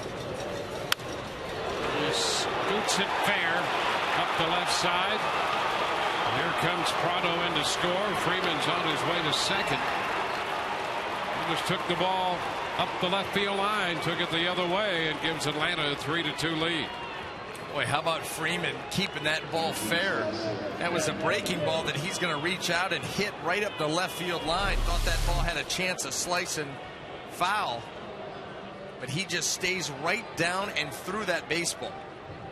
Got him keep his head all the way to the point of contact and just scoots that ball right up the line. You know, he's had some vision problems with some abrasions on his cornea. They think that started out in Denver when they were playing out there. The pitch is low to Ugla. And they said it was very irritating, came from the dry conditions there and the contacts, and actually had abrasions on his cornea. It's something that will heal, but it can be uncomfortable. And he did try glasses in the field for an inning, but the other night, but is not using glasses now that we've seen the field or hit, so we must have the contacts in. 1-1 to count. 2 balls and a strike. He did a nice job. That was a young hitter. That was a pro-like double up the left field line to give Atlanta a 3-2 lead.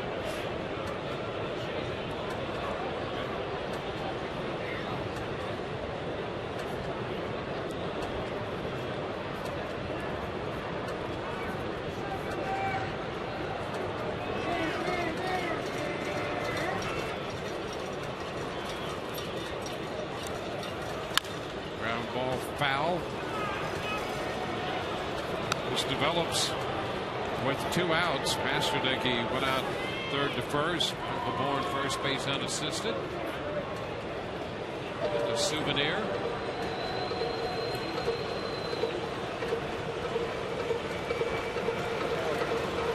It's fun at the old ballpark right there. 2-2 the count. Inside.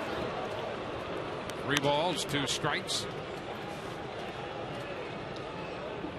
A double by Freeman was his 11th. His second run batted into this game. He has 32 runs batted in now. And the Braves lead the Rays 3-2. And there's ball 4. Ugla walks. Second walk of the inning. He's going to get Brian McCann to the plate.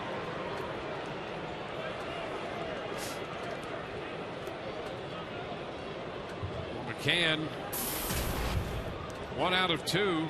He got one through the shift in the 4th inning by hitting it toward the middle to the left of, at that time, Elliott Johnson was the only man on the left side of the infield, and he hit it just out of his reach to his left.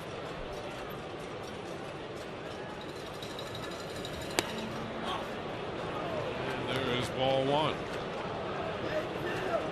Vito's going to head to the mound. A bit of a frustrating inning here in the 5th inning for Shields. Well, tonight's game is available in Espanol via SAP, brought to you by Coventry Healthcare of Florida.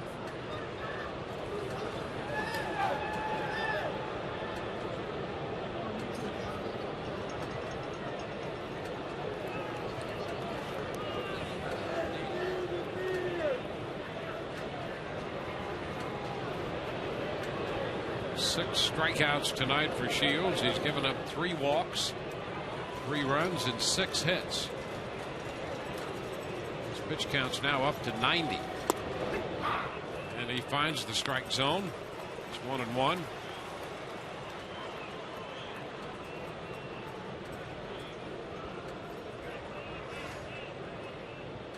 But that, Justin Verlander, a no-hitter going through 7 at home against Pittsburgh. 2 balls and a strike.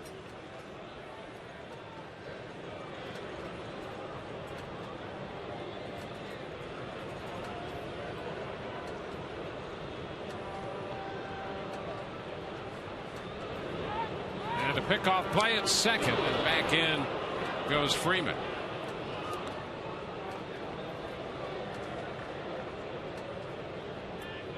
Two men on with 2 men out, a run in.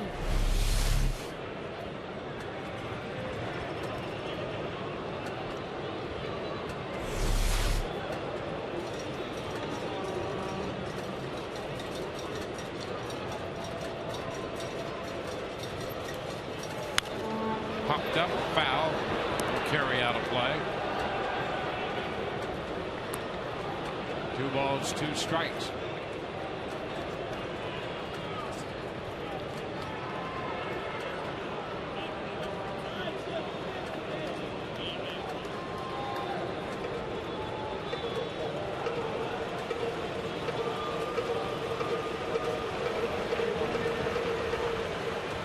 Now step back by Shields.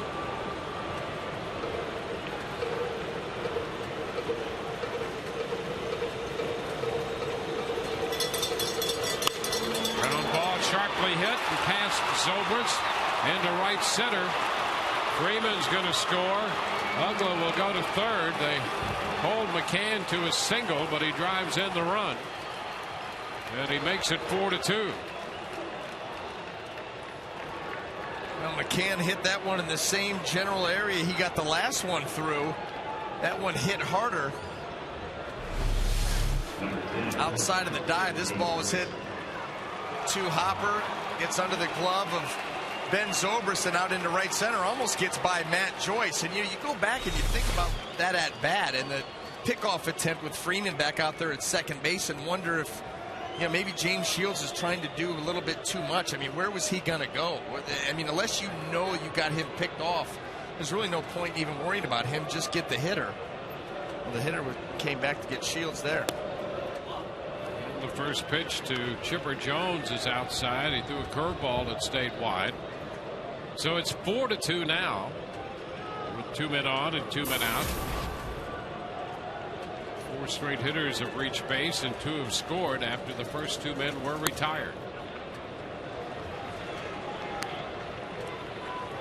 2-0.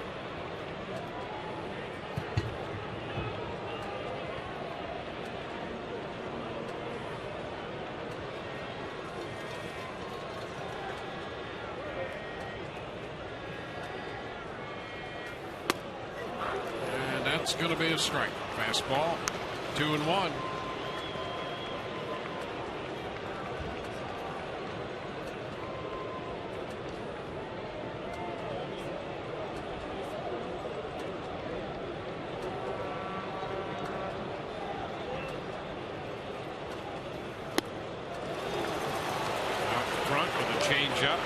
There's that changeup again, and Chipper Jones trying to get it started early, and that front hip once again flaring open.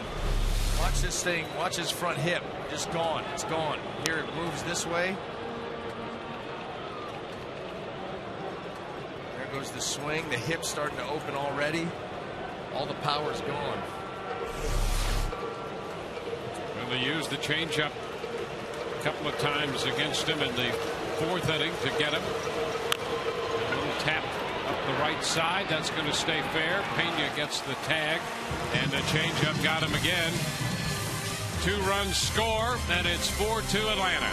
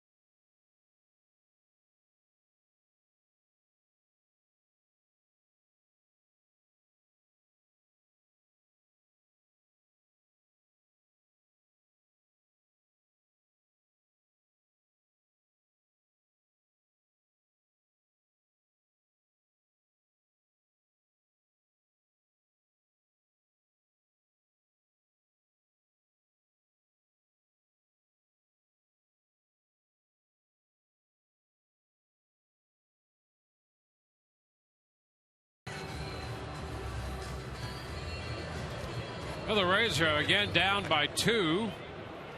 Been out hit 7-4, and top of the order will come to the plate here in the bottom of the 5th.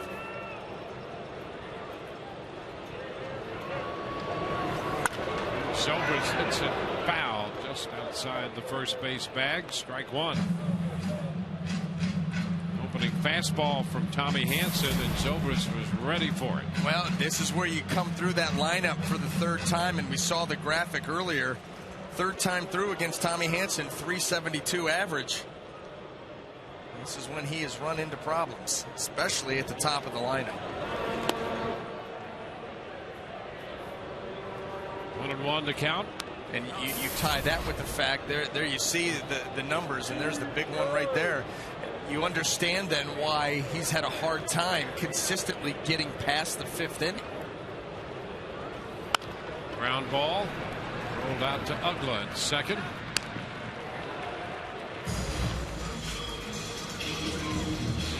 First out in the Rays' 5th inning.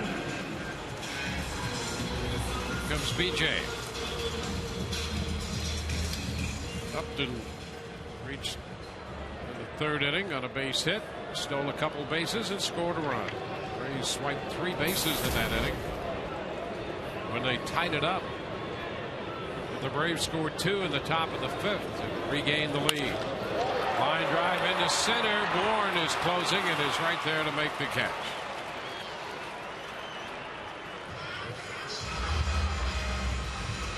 Number 20, Matt Joyce.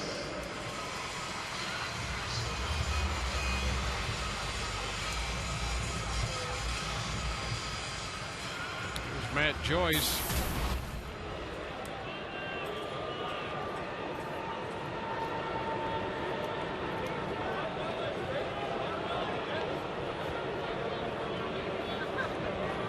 Walked his last time. Lifts it not too deep toward left center. And that's the left fielder Prado making the catch. Quick bottom of the 5th on inning 6, 4-2 Atlanta.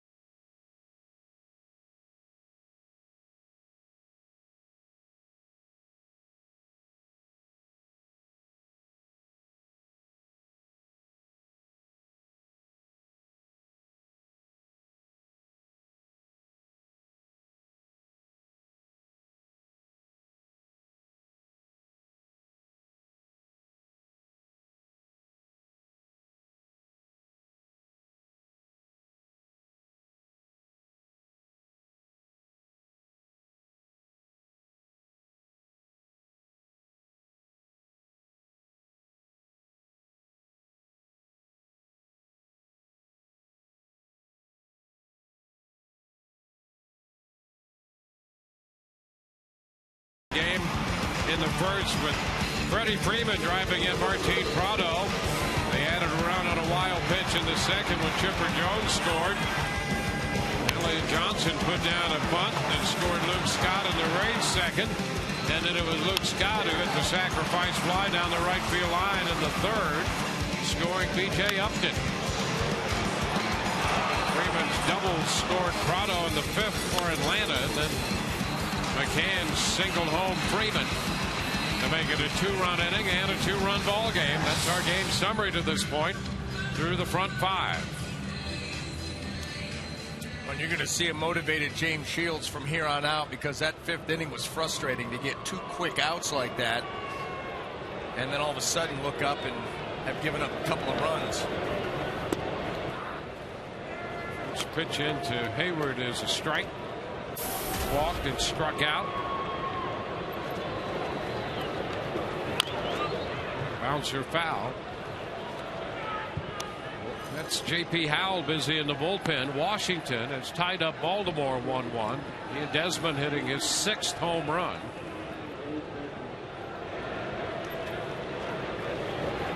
And Hayward is out reaching at the changeup. Oh, there you go. Come back out there in a little sense of purpose. Shields also knows as you move into the 6th inning, get later in the ball game. You talked about Kimbrel coming out of the bullpen. You can't afford to give up anything else.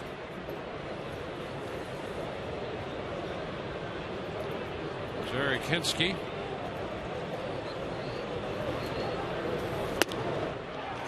Cut the miss. Kinski is grounded into a double play and is struck out.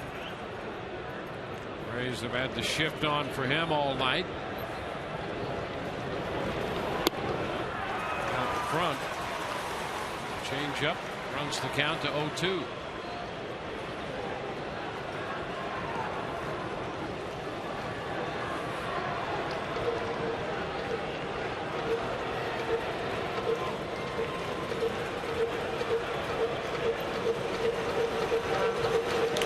Into the dirt.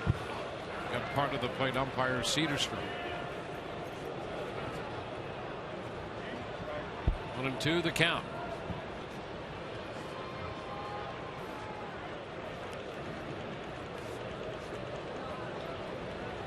So Molina checking with the plate umpire just to make sure he's still in good spirits. 1-2 pitch. And he got him. A cut to miss on the changeup. So back-to-back strikeouts here in the 6th. Now, I have no idea what the previous pitch was or the purpose of it, but I like this one here. Boy, what good changeup there by Shields, down and away. And boy, he has come out here with a renewed vigor. And the first pitch strike on a curveball. This is Tyler Pasternaky, the shortstop. He made the team out of spring training. Took over the everyday shortstop spot. Missed the changeup. Shields very determined here in the 6th inning. He's up in the neighborhood of 110 pitches.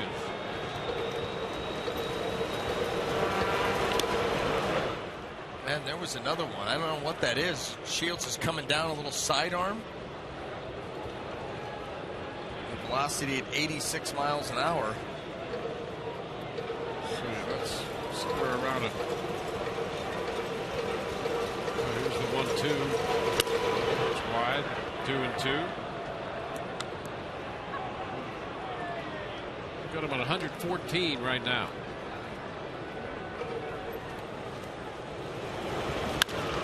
Fly ball to left.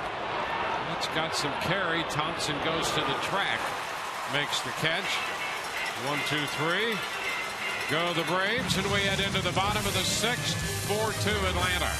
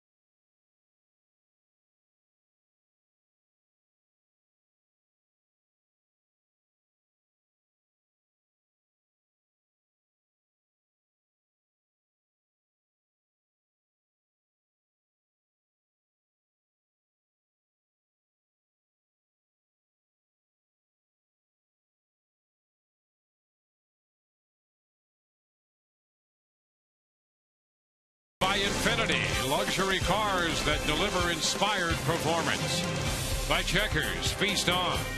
And by your local Southern Ford dealers.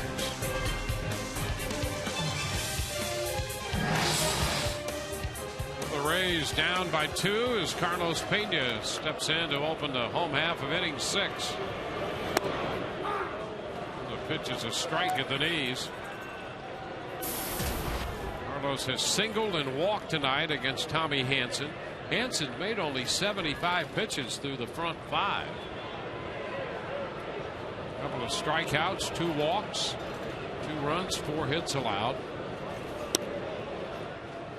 1-1.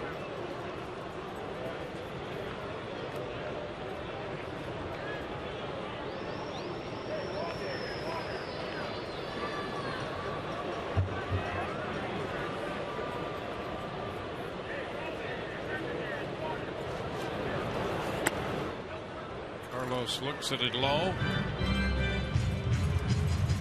2-1. Verlander has 3 outs to get. Working on the no-hitter.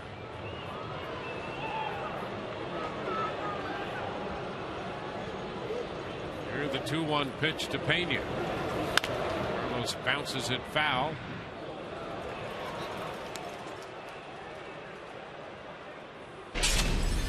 Justin Verlander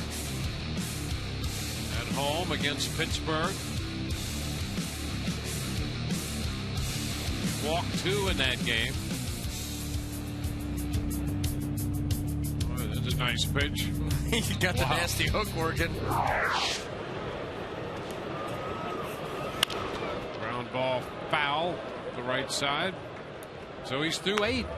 3 outs to get for the no-hitter for Justin Verlander.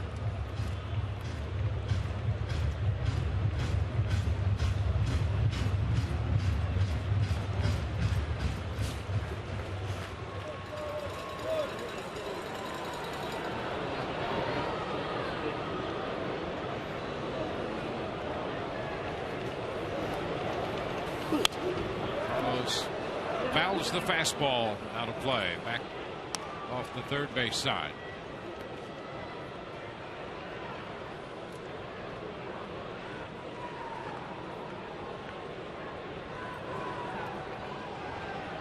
Hanson in with a 4-3 record through his first 8 starts. Leading 4-2 tonight.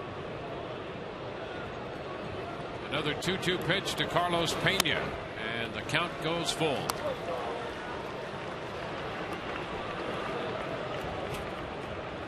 Blue Jays had built a big lead on the Mets.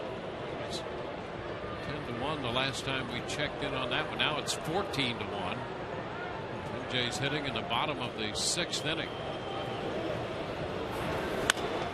High pop, foul ball, and that's out of play.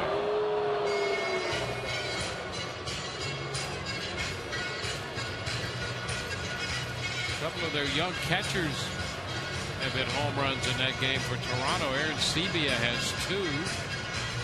Given 7 on the year. Yan Gomes is out of Brazil.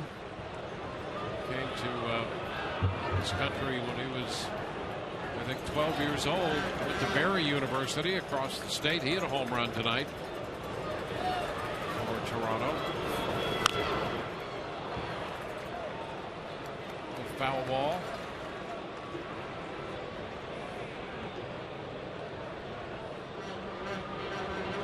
So a full count and an extended at bat.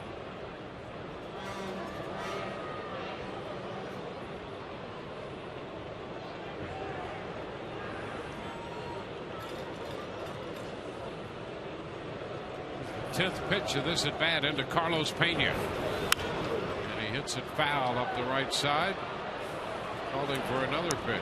Well, continues to battle, fouling off pitches, extending the at bat.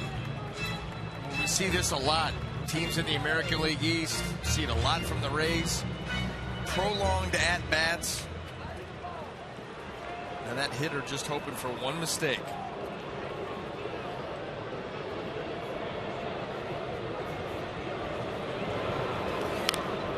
Foul ball again. Slider. So at least one more pitch. Well, Tommy Hansen's running out of pitches and locations. You know, Carlos has fouled off the fastball in, the fastball at the knees away, the fastball up and away, the slider moving down and in. Guess you could go back to the curveball. Well, with this pitch, it'll be an even dozen. Here it is. And he pops it up. Foul ball right side. McCann can't find it. That ball's going to be out of play anyway. Freeman coming down from first base. McCann had no clue where that foul ball was headed. Didn't see it. Well, yeah, well. so you're saying that he didn't know where it was? Didn't know. How many times have we seen that, though? Yeah. Teams that come in here, young players that have never played here before, look it up. That's exactly right. The ball, it's roughed up. It matches the color of the roof. Get that reaction a lot from newbies. 3-2, and another foul ball bounced up the right side.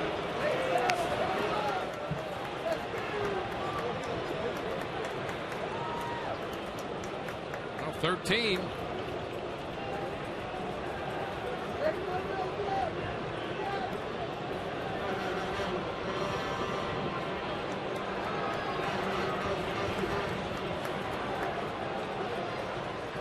Hansen and Pena once again, and he strikes him out. That was a 14 pitch at bat, and he finally got him with a slider. Yeah, and you know, usually when you move up into that range, the advantage goes to the hitter just based on seeing all your pitches, the ball coming out of your hand consistently, the release point, unless you flip a pitch at him like that.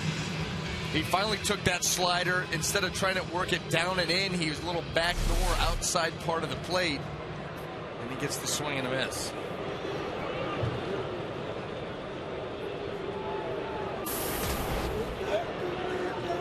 Luke Scott.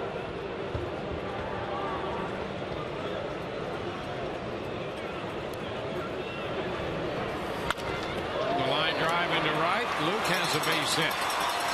So after a 14 pitch at bat to Pena, Luke Scott jumps on the first pitch and lines a single into right.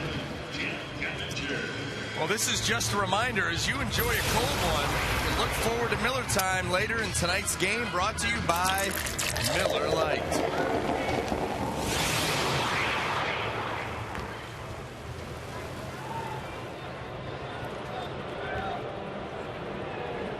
Jeff Keppinger.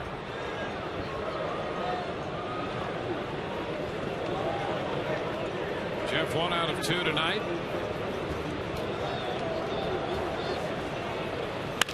It on the ground to short. Second one, first two, 6-4-3 and out. Pastornicki starts the double play. We go to the 7th, 4-2 Atlanta.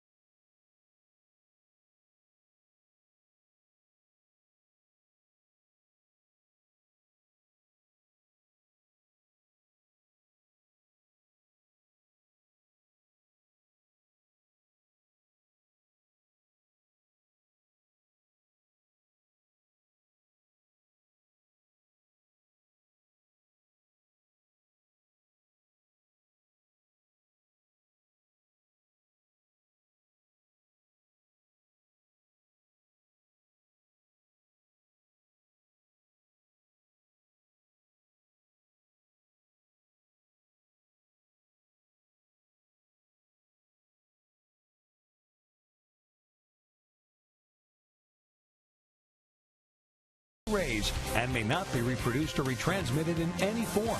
And the accounts and descriptions of this game may not be disseminated without the express written consent of the Tampa Bay Rays. New pitcher for the Rays as our game swings into the 7th inning. J.P. Howell takes over.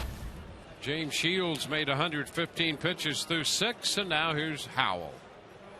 J.P. facing the top of the order. Michael Bourne's going to bunt that ball, and there's strike 1. Shields gave up 7 hits in the 6 innings, 4 runs, 8 strikeouts, 3 walks on the 115 pitch performance. Bourne sends it toward the line a bit in left, and Thompson is there to grab it. 1 away. And I think for Shields, he's going to look back and be extremely frustrated at that 5th inning. When he came out, got 2 quick outs, and then 2-out walk to Prado, and then Freeman was able to keep a ball fair up the left field line, and then another walk to Ugla, and McCann shot one up the middle.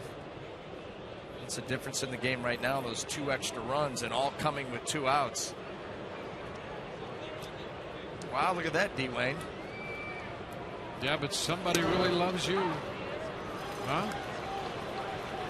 What about that? Oh, I didn't see that. Well.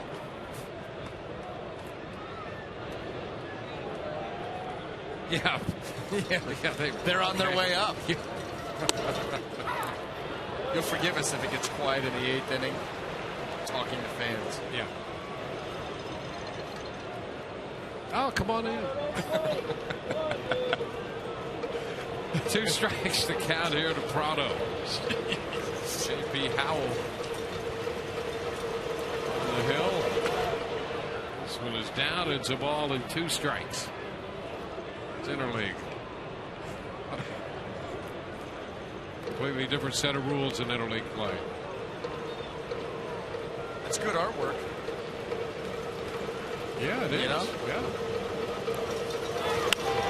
Line drive. I appreciate it because I'm a stick figure kind of guy. I have no creativity whatsoever when it comes to that kind of stuff. Yeah, me too. No creativity. See, there's nobody here. Nobody here. It's just us. We're all alone. Pay no attention to anyone behind that curtain.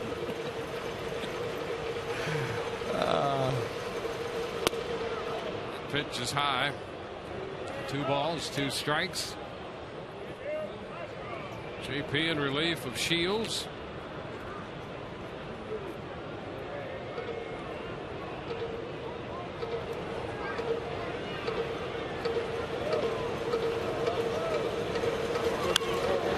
Fly ball back into deep left. All the way to the wall, Thompson. And that ball is gone. Martin Prado, who extended his hitting streak to 10 with a 1st inning double. It's his 3rd home run of the year here in the 7th. And that will make it a 5-2 ball game. Prado did a nice job of following that curveball down and being able to get the bat underneath it. Getting a lot of carry. Watch him go down. This ball ends up down and in. And that's kind of how you see a left-handed hitter on a ball down and in. Just drop the bat head and get that tremendous lift. Just enough.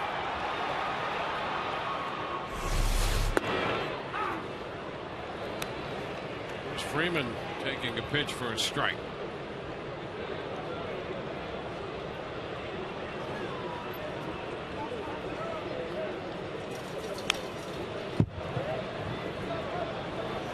Two. Freeman with a couple of runs batted in tonight, a single and a double. It's 5 runs scored for Atlanta tonight. They're averaging a little over 5 runs a game. And recently, a little more than that. Freeman is out on strikes. 2 gone. Well, fastball working its way down and in. That ball is right there. Gary Cedarstrom saying foul tip, but right into the glove of Molina. Freeman wants to say that ball is off the ground. It was not. 2 outs.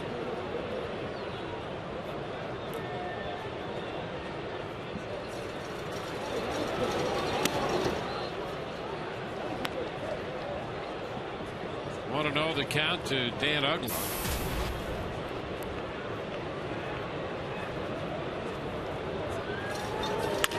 Ground ball down to third. Keppinger makes the throw across the diamond to retire the side. Run scores on the home run. 7th inning stretch time. It's 5-2 Atlanta.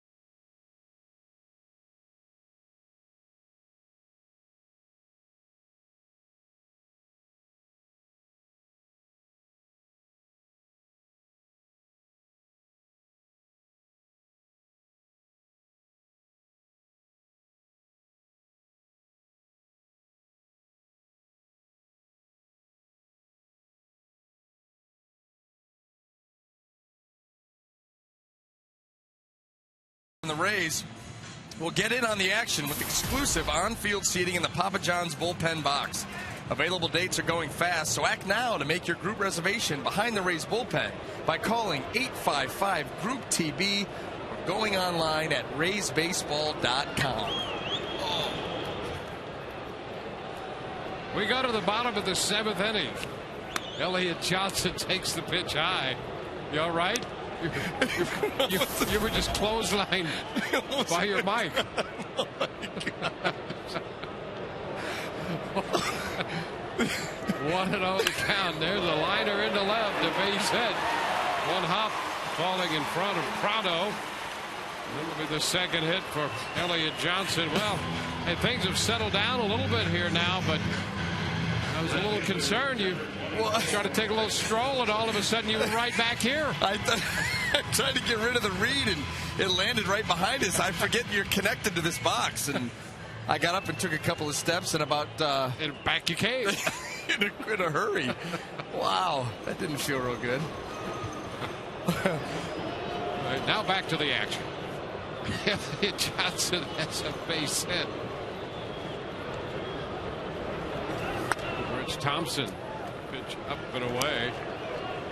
1 ball and no strikes. Well, the Rays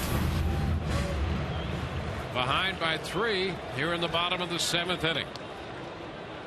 Thompson tonight, fly ball to right and a fly ball to left. And he pops it foul. That's going to carry out a play. It'll take the count to 1-1. With the Rays down, needing a couple of base runners, and with Thompson up there and good speed, and Johnson who can run a bit at first, they've had Chipper Jones playing in on the turf. He's still in with a 1-1 count to Rich Thompson. The first, back in, Elliott Johnson.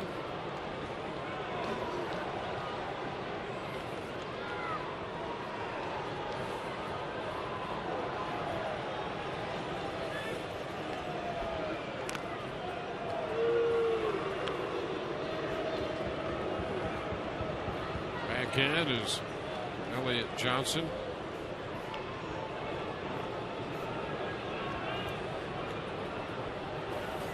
And the pitch is away. We'll give you an update on that game going on in Detroit, Pittsburgh, and Detroit, where Justin Verlander has had a no-hitter going tonight, carrying it into the 9th inning. Verlander with 2 career no-hitters already. And the pitch is a strike on the outside corner, and it has been broken up. Josh Harrison with a base hit into center field, and that breaks up the no-hit bid. Verlander loses the no-hit bid in the 9th inning. It came with 1 out.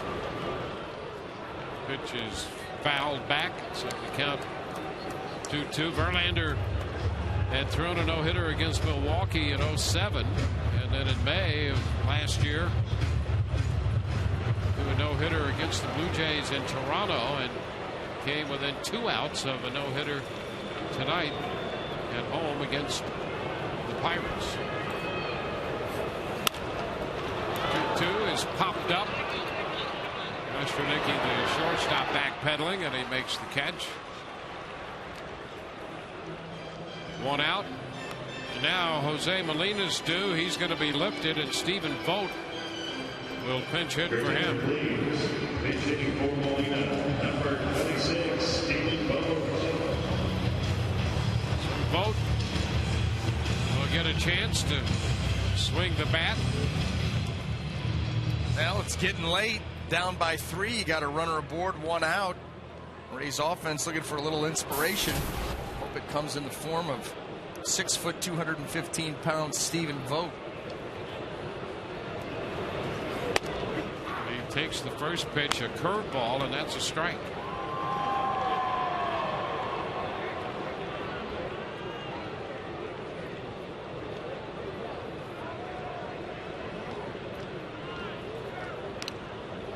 Johnson back in. 5-8-0 for Atlanta tonight. 2-6-1 for the Rays. Hanson at 100 pitches.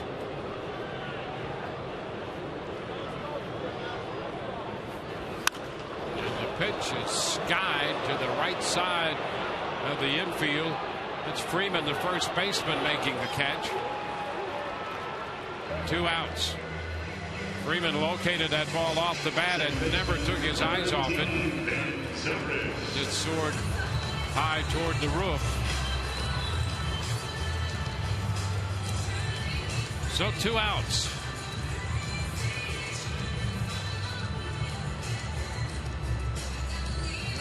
We'll go back around to the top of the order, and Ben Zobrist is grounded out to first. Struck out swinging on a breaking ball in the 3rd and grounded out to 2nd his last time up. That was in the 5th. He is up here again in the 7th inning. Cesar Ramos up in the Rays bullpen. And the pitch is a strike. Slider to start him.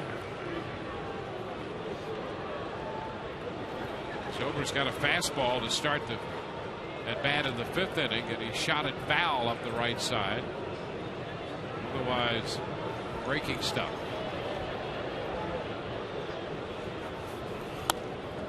Pitch is up. Fastball up out of the zone. 1-1.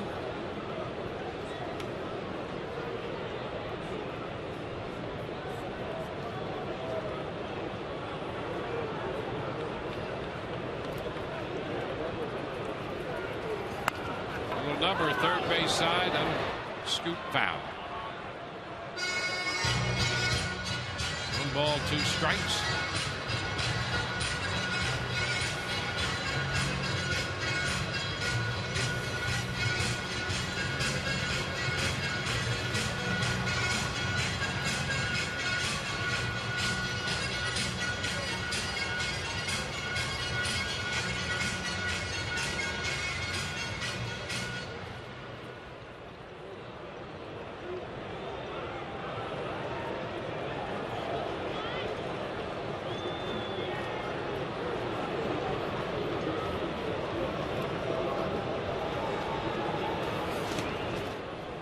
popping away from McCann. A chance to move up on it.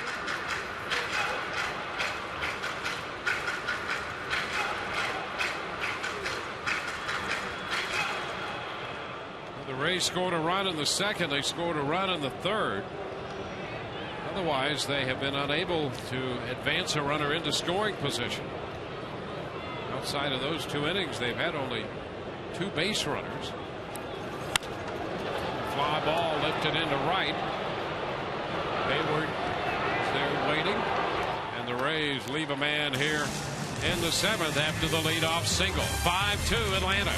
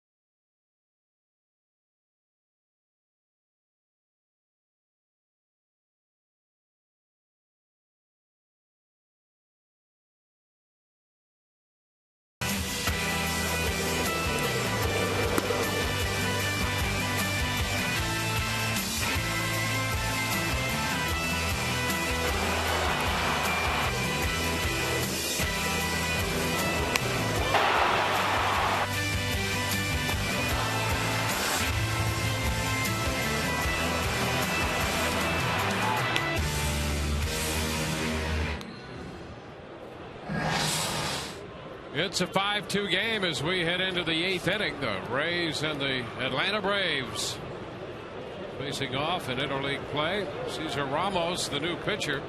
Stephen Vogt stays on to catch. The pitch is down.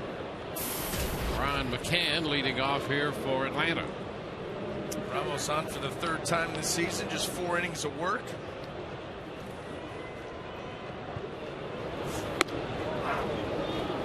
Strike, 1-1.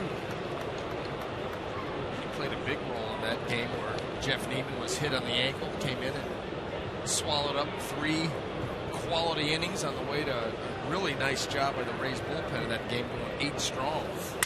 He got the win. Broken bat hopper to the left side. Keppinger makes the play. Can's bat destroyed in the process. 1 away. Let's check in with Todd. Dwayne, we forgot to mention we have a beautiful new background here that we just developed this homestand, but that's not what I want to talk about. I want to talk about Sunday's broadcast because Sam Fold's going to be in the booth and he is going to teach people about sabermetrics. That's right. Sunday, the former intern at Stats Inc., who's had a lot of time on his hands now that he's on the DL, will be an expert analysis for our special sabermetrics broadcast. Guys, it'll be a lot of fun. Back to you. Yeah, we're looking forward to that. Is he bringing? You got to bring a chalkboard with him. Wouldn't you think? Yes. Dry erase something. Yeah. And if we're going to teach, or excuse me, if he's going to teach, yeah, we're not going to teach. We're going to be learning. Yeah. Of course we are. Juan Francisco is up here trying to bunt. Fouled it. He's hitting in the place of Chipper Jones. But yeah, he can't come up empty-handed. No.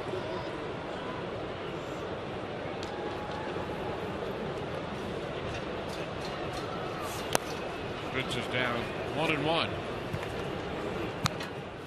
Well, Let's see if we can get a sneak preview. Boy, that is a very precise chalkboard. Yep. We're going to get into OPS. Get into a few more of those abbreviations. Broken bat line drive, base hit into right over Pena's head. Francisco with a pinch hit single. That's coming up Sunday. So we'll have him demonstrate to all of us how you arrive at those figures, what they mean, the relevance of those figures, and there are some relevant figures in there. And then we're going to grill them. Rake them over the coals. Look at that. He's got a 7.88 OPS. Think that's good? Major League average 715. There was kind of like a little cheat down there at the bottom. A little hint. Yeah. Well, it's sort of like multiple choice. There it is. See, here you go. That's the little tip off. Mm-hmm. So it's above average, I would say. Yep. Way to go.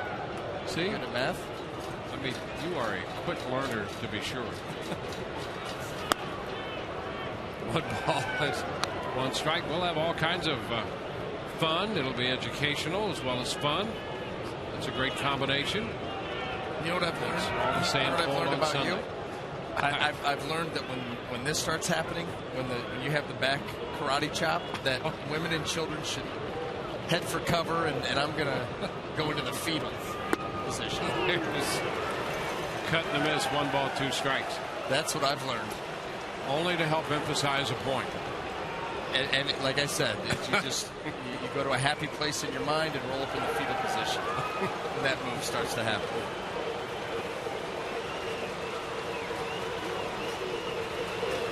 It's an emerging relationship. That's what it is. Ground ball right side. That's going to go through.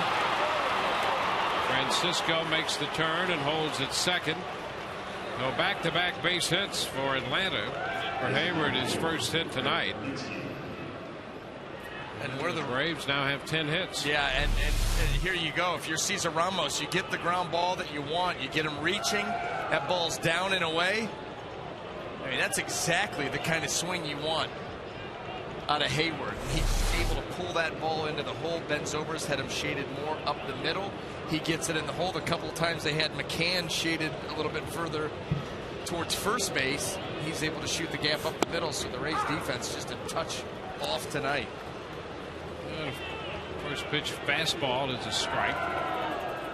Barry Kinski is the hitter. KP.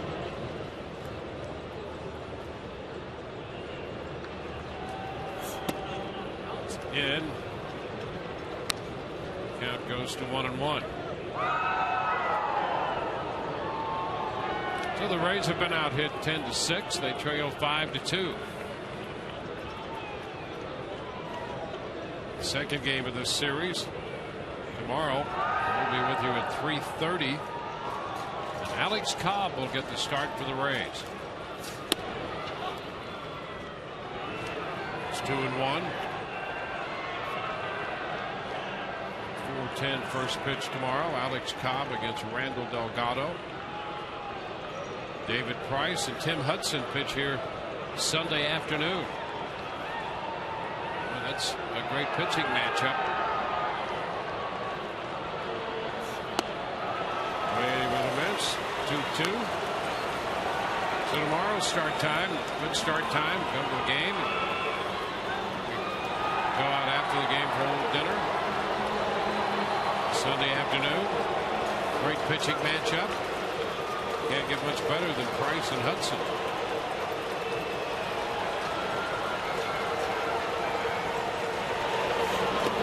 Minsky started to go. He checked. And the count's going to go full. He laid off the curveball. Stephen Vogt catching after pinch hitting for Molina.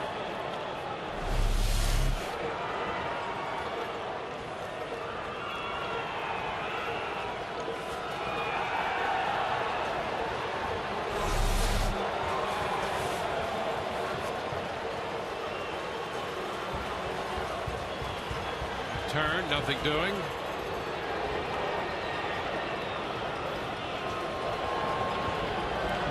The Yankees beat Cincinnati 4-0.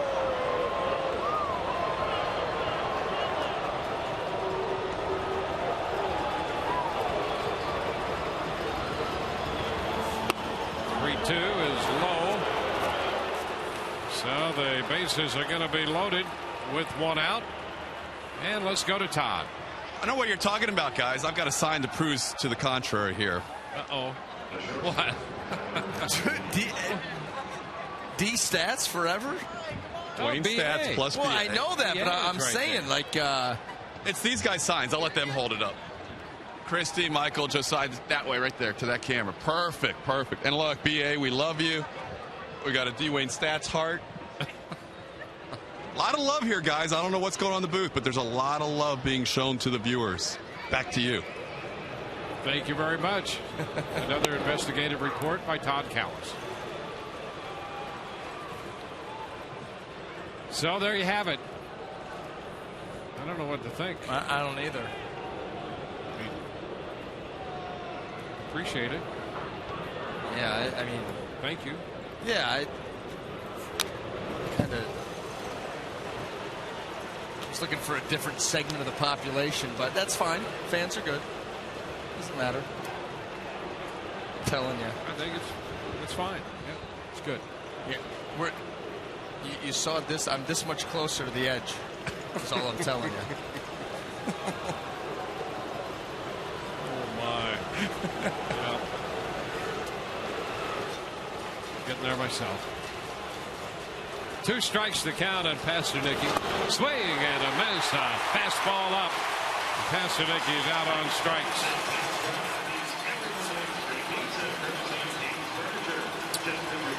So Ramos picks up the strikeout, the 10th strikeout for Rays pitching tonight.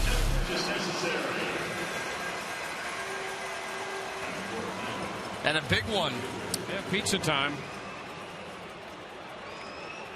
I was thinking more bases loaded and one out. I got you. But I hear you. Fans were excited. Yep. Michael Bourne. I like your train of thought. Pitch inside. 1 ball, no strikes.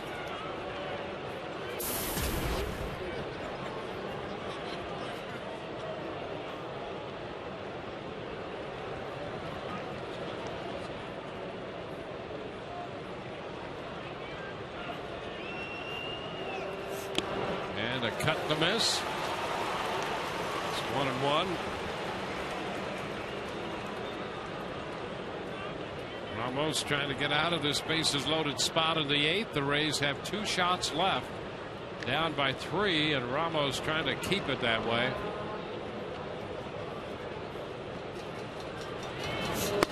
That's inside. There's some high octane in the Atlanta bullpen.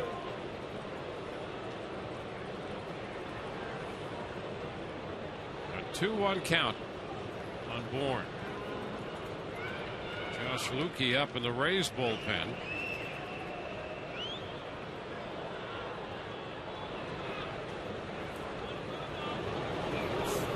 Cut the miss. And it's 2-2. Ramos comes here with the changeup. A lot of fastballs in. Come with the changeup in. You see Bourne pull off that.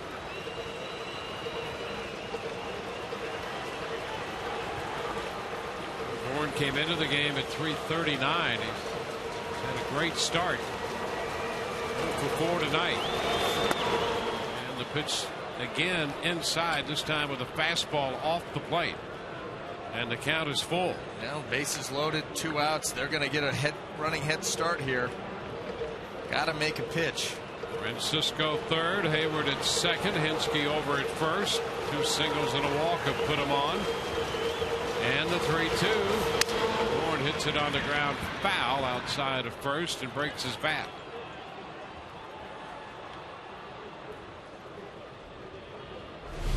Let's take a look. Look at Fox Tracks.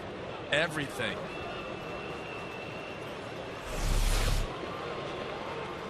In, off to right on the corner.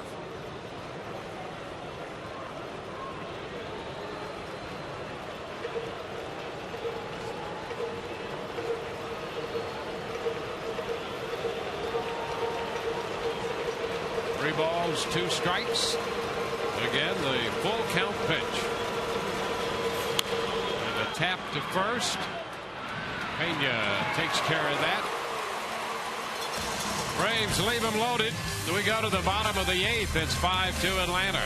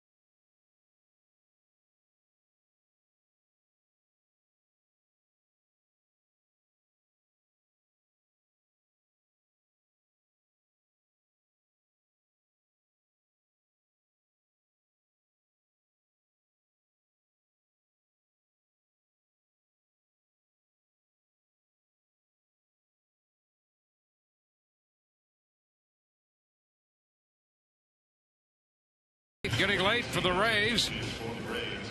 Speaking of staying up late, coming up, the Rays live post-game show presented by Checkers immediately following our game coverage. Todd Callis and Orestes Estrada anchoring from the center field perch. Joe Maddon's press conference and interviews from the clubhouse. Johnny Venters is the new pitcher. A fastball in the mid-90s, and it's a strike. B.J. Upton bounced this one off his foot. Uh-oh. That hurt. Well, you could see B.J. guards against that already with that little ankle protection. He still got himself pretty good. It's a good look at it. That ball down. Well, maybe not such a good look at it. Right off Ventnor's head. Look as that ball comes down right off the toe. Yeah, and there's no protection there.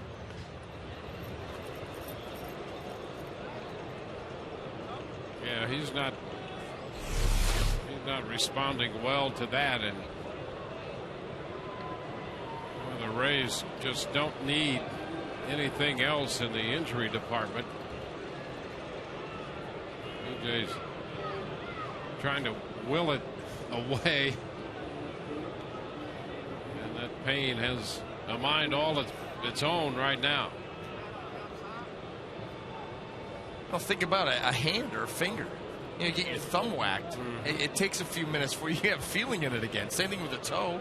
That looked like it got him right off the big toe. Right in that general area. It was not protected. So kind of walk around, make sure everything's where it's supposed to be, and let that pain calm down a little bit.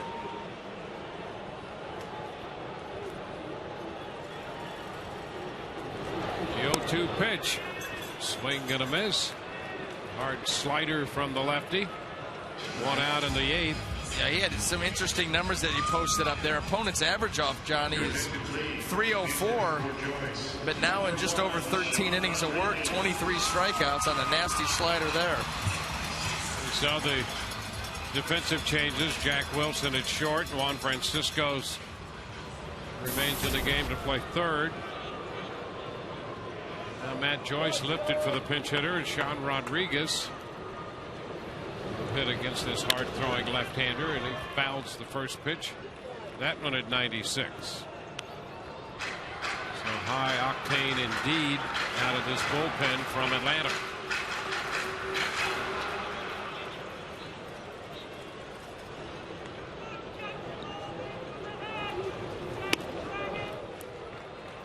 Two.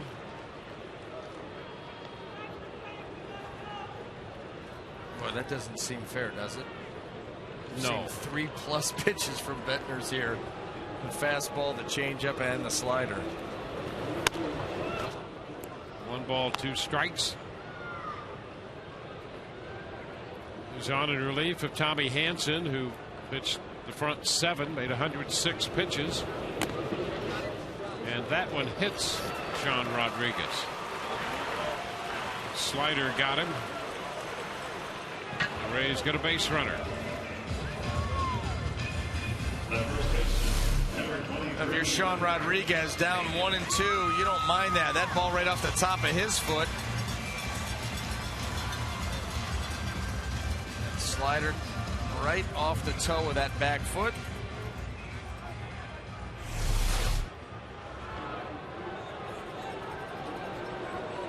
Good thing this isn't the weekend for the team dance. There'd be a lot of guys sitting in the chairs on the sideline. High pop up by Carlos Pena, and Francisco catches that one for the second out. Designated hitter, number 30, Luke Scott.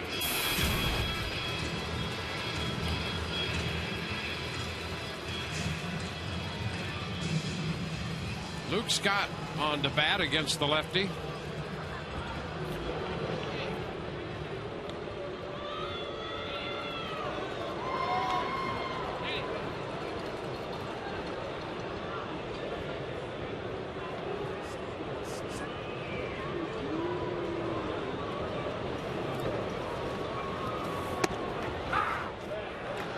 It's a strike, and it pops away from McCann. Down to second. There's the base runner Rodriguez. It's a pass ball charged.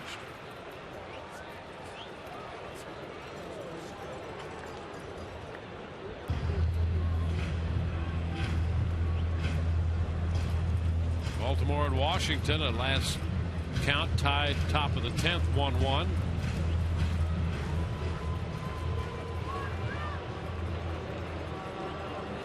Into the bottom of the 10th tied.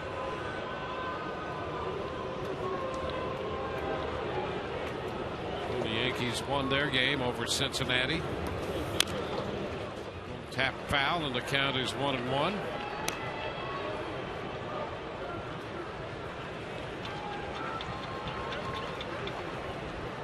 Badenhop joining Lukey in the bullpen for the Rays.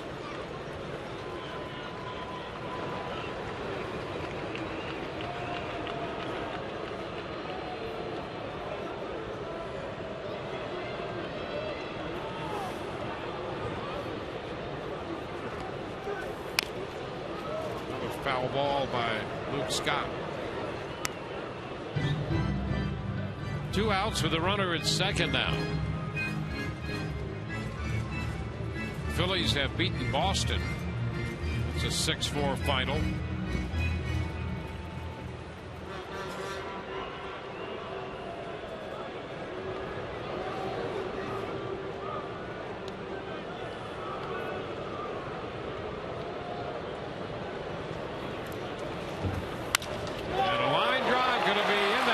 Hit to right.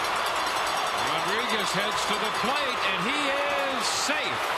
Got his hand on the bat on that plate in behind McCann. And an RBI single for Scott. His second run batted in tonight makes it a 2-run game. It looked like Brian McCann on this potential play at the plate here was a little hesitation before the tag. Hayward comes up with a strong throw. 1 hop. And then right here, looking for him. He already snuck in the back door. There you go. Where is he? Oh, there he is. Yeah, he had trouble finding Sean Rodriguez. It's a stealth slide by Rodriguez to get in there. 1-0. A fastball misses to Keppinger. The Rays turn the hit batter into a run. Keppinger fouls it in behind the plate umpire. And let's not forget about that at bat there by Luke Scott. Yep. Fouling off a couple of nasty fastballs moving in towards him in the mid-90s, and then still stays in there to be able to get to the breaking ball and get it out into right field for a base hit. Quality at bat by that man.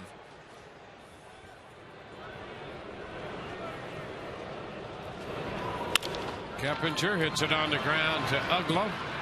His throw to first is in time, and the Rays settle for 1 run. They leave a man, and we go to the ninth. 5-3 Atlanta.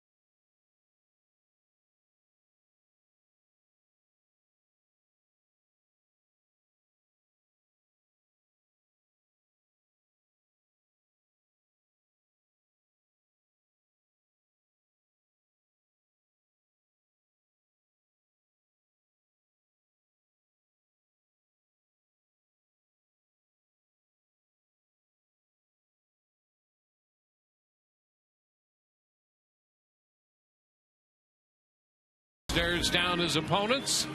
And now U2 coming up Sunday. The first 10,000 kids 14 and under receive a Kyle Farnsworth bobblehead presented by Advanica as part of Family Fun Day. That's also presented by the Tampa Bay Times. Yes, it is. How about this? D. Wayne, here it is. They do such a nice job with these guys, huh? Yes, they do. Right here. Now listen, everybody. 2 things: show no fear and don't look directly into his eyes. Just don't do it. Don't do it. I would highly recommend you don't do that. And show no fear. It's like a dog. Don't show any fear because they'll come get you. No fear. They'll come get you. Yep. So, but hey, got to come out and get one of these, high quality. Very well crafted. I know. They do. These are good. Josh Lukey will be the new pitcher for the Rays. His first appearance since rejoining the club from Durham.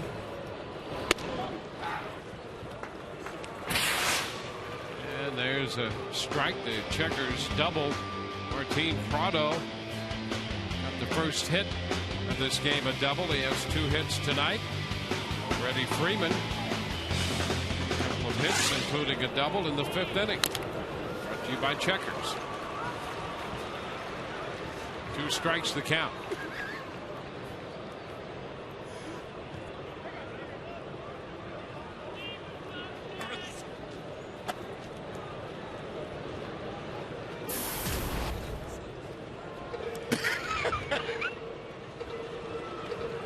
Two strikes the count here to Prado.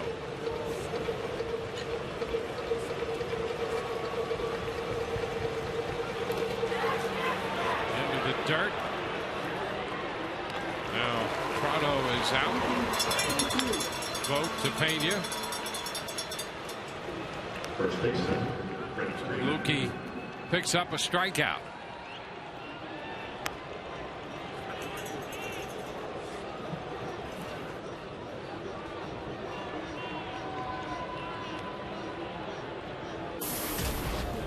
Freddie Freeman.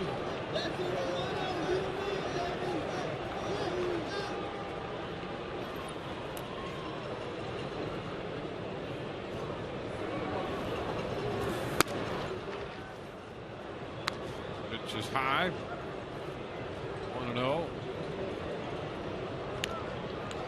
Kimbrel loosening in the bullpen.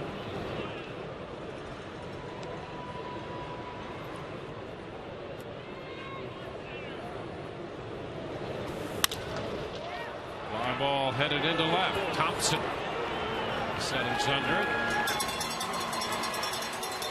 2 up, 2 down here in the top of the ninth.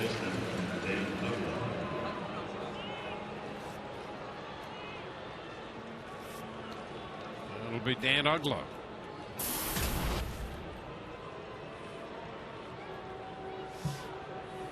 Uggla 0 for 3. He walked in the 5th inning.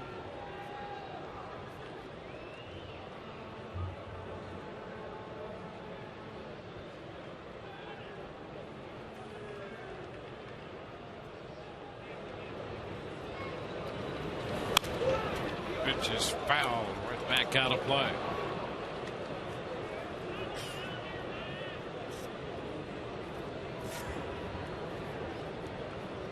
Rays with Thompson at left, Upton in center, and Zobrist moving out to right here in the ninth. Rodriguez taking over at second base after he pinch hit Matt Joyce. 1-1 to count.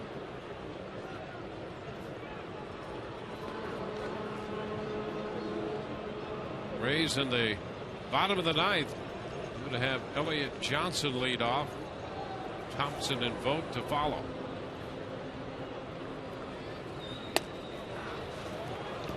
And that's a strike. Curveball. 1-2 now.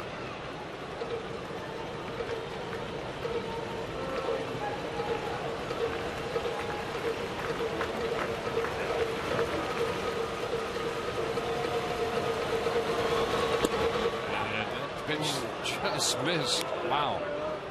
Boy, that was a tremendous off-speed offering there by Lukey. Watch this. Drops right there. Definitely caught the plate. Looks like Fox Tracks was very fond of it. Not Cedarstrom. 2-2. Answer foul. Ricky Romero goes to 5-1 as Toronto beats the Mets 14-5. Who needs a glove? Got a souvenir. That hand wishes it had a glove. Swing and a miss. Uggla's out on strikes on the fastball. 1, 2, 3. Go the Braves. We head into the bottom of the ninth.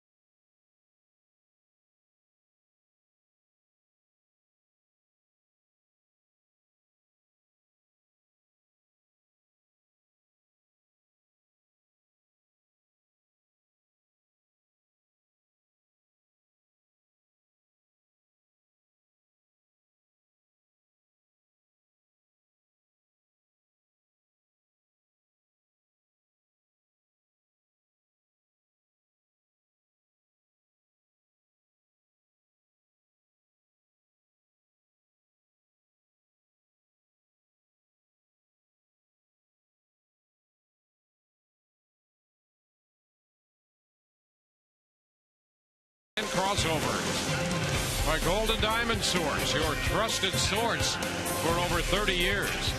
By Tampa Bay Radiation Oncology. When cancer strikes, strike back with CyberKnife and Tampa Bay Radiation Oncology. And by the 2012 GMC Sierra. It's our best Sierra ever.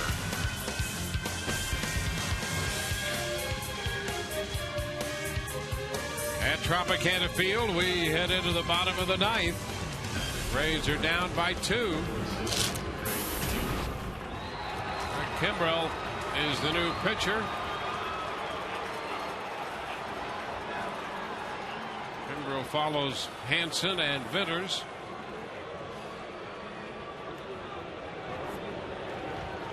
Vitters worked 1 inning. Gave up 1 hit and 1 unearned run as a result of the pass ball.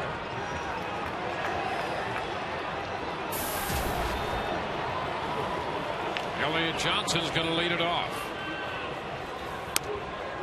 The first pitch is a fastball at 97.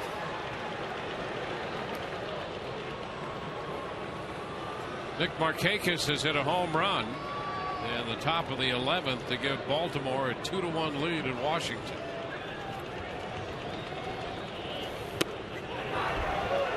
A strike at the knees. Well, Kimbrel here has the big fastball, obviously, but even mechanically, he kind of comes set, his back halfway turned to home plate. See right there, trying to hide the glove, the ball. Well, here it comes. 1 ball, 2 strikes. Yeah, you do not get an early look at where that pitch is coming from.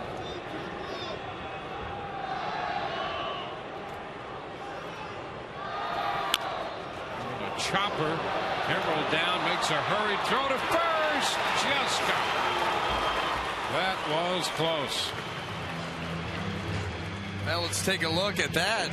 That was a nice play there by Kimbrel. Our Home Depot doing more on defense. Rays trying to get the leadoff man aboard. Kimbrel off the mound, and then an odd angled throw right on the money to Freeman to just get Elliott Johnson. That's not a easy throw to make, moving towards the first base line.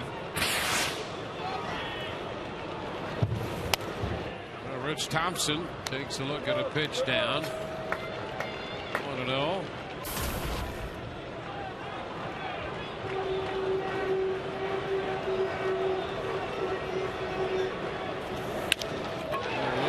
Soft liner into left, but it's going to stay up. And it's caught out there by Prado. 2 outs now in the 9th inning, facing the Rays, down by 2.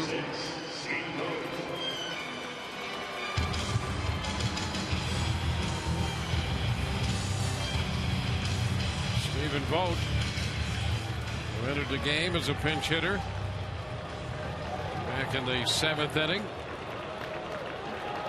Up here now.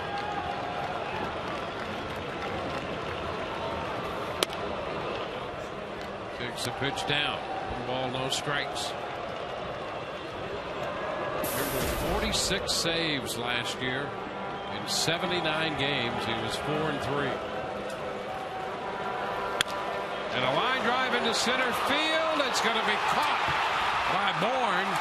Vogt trying to get his first hit. Hits the line drive into center, but it stayed up for Michael Bourne to make the catch, and that ends this game. So it's a 5-3 final here. The Atlanta Braves have taken the first game of this 3-game series. Hansen's going to get the win. He's 5-3. Shields takes the loss, 6-2. Kimbrel gets the save. That will be his 12th of the year. As we promised early in the game, it's Miller time, brought to you by Miller Lite. Vogt making a bid for that base hit. But Michael Bourne was there, the fleet-footed center fielder with the big glove, and he made the grab to end this game. And it goes into the books belonging to the Atlanta Braves. So the Rays are now 24-16 on the year, and at the moment a game and a half.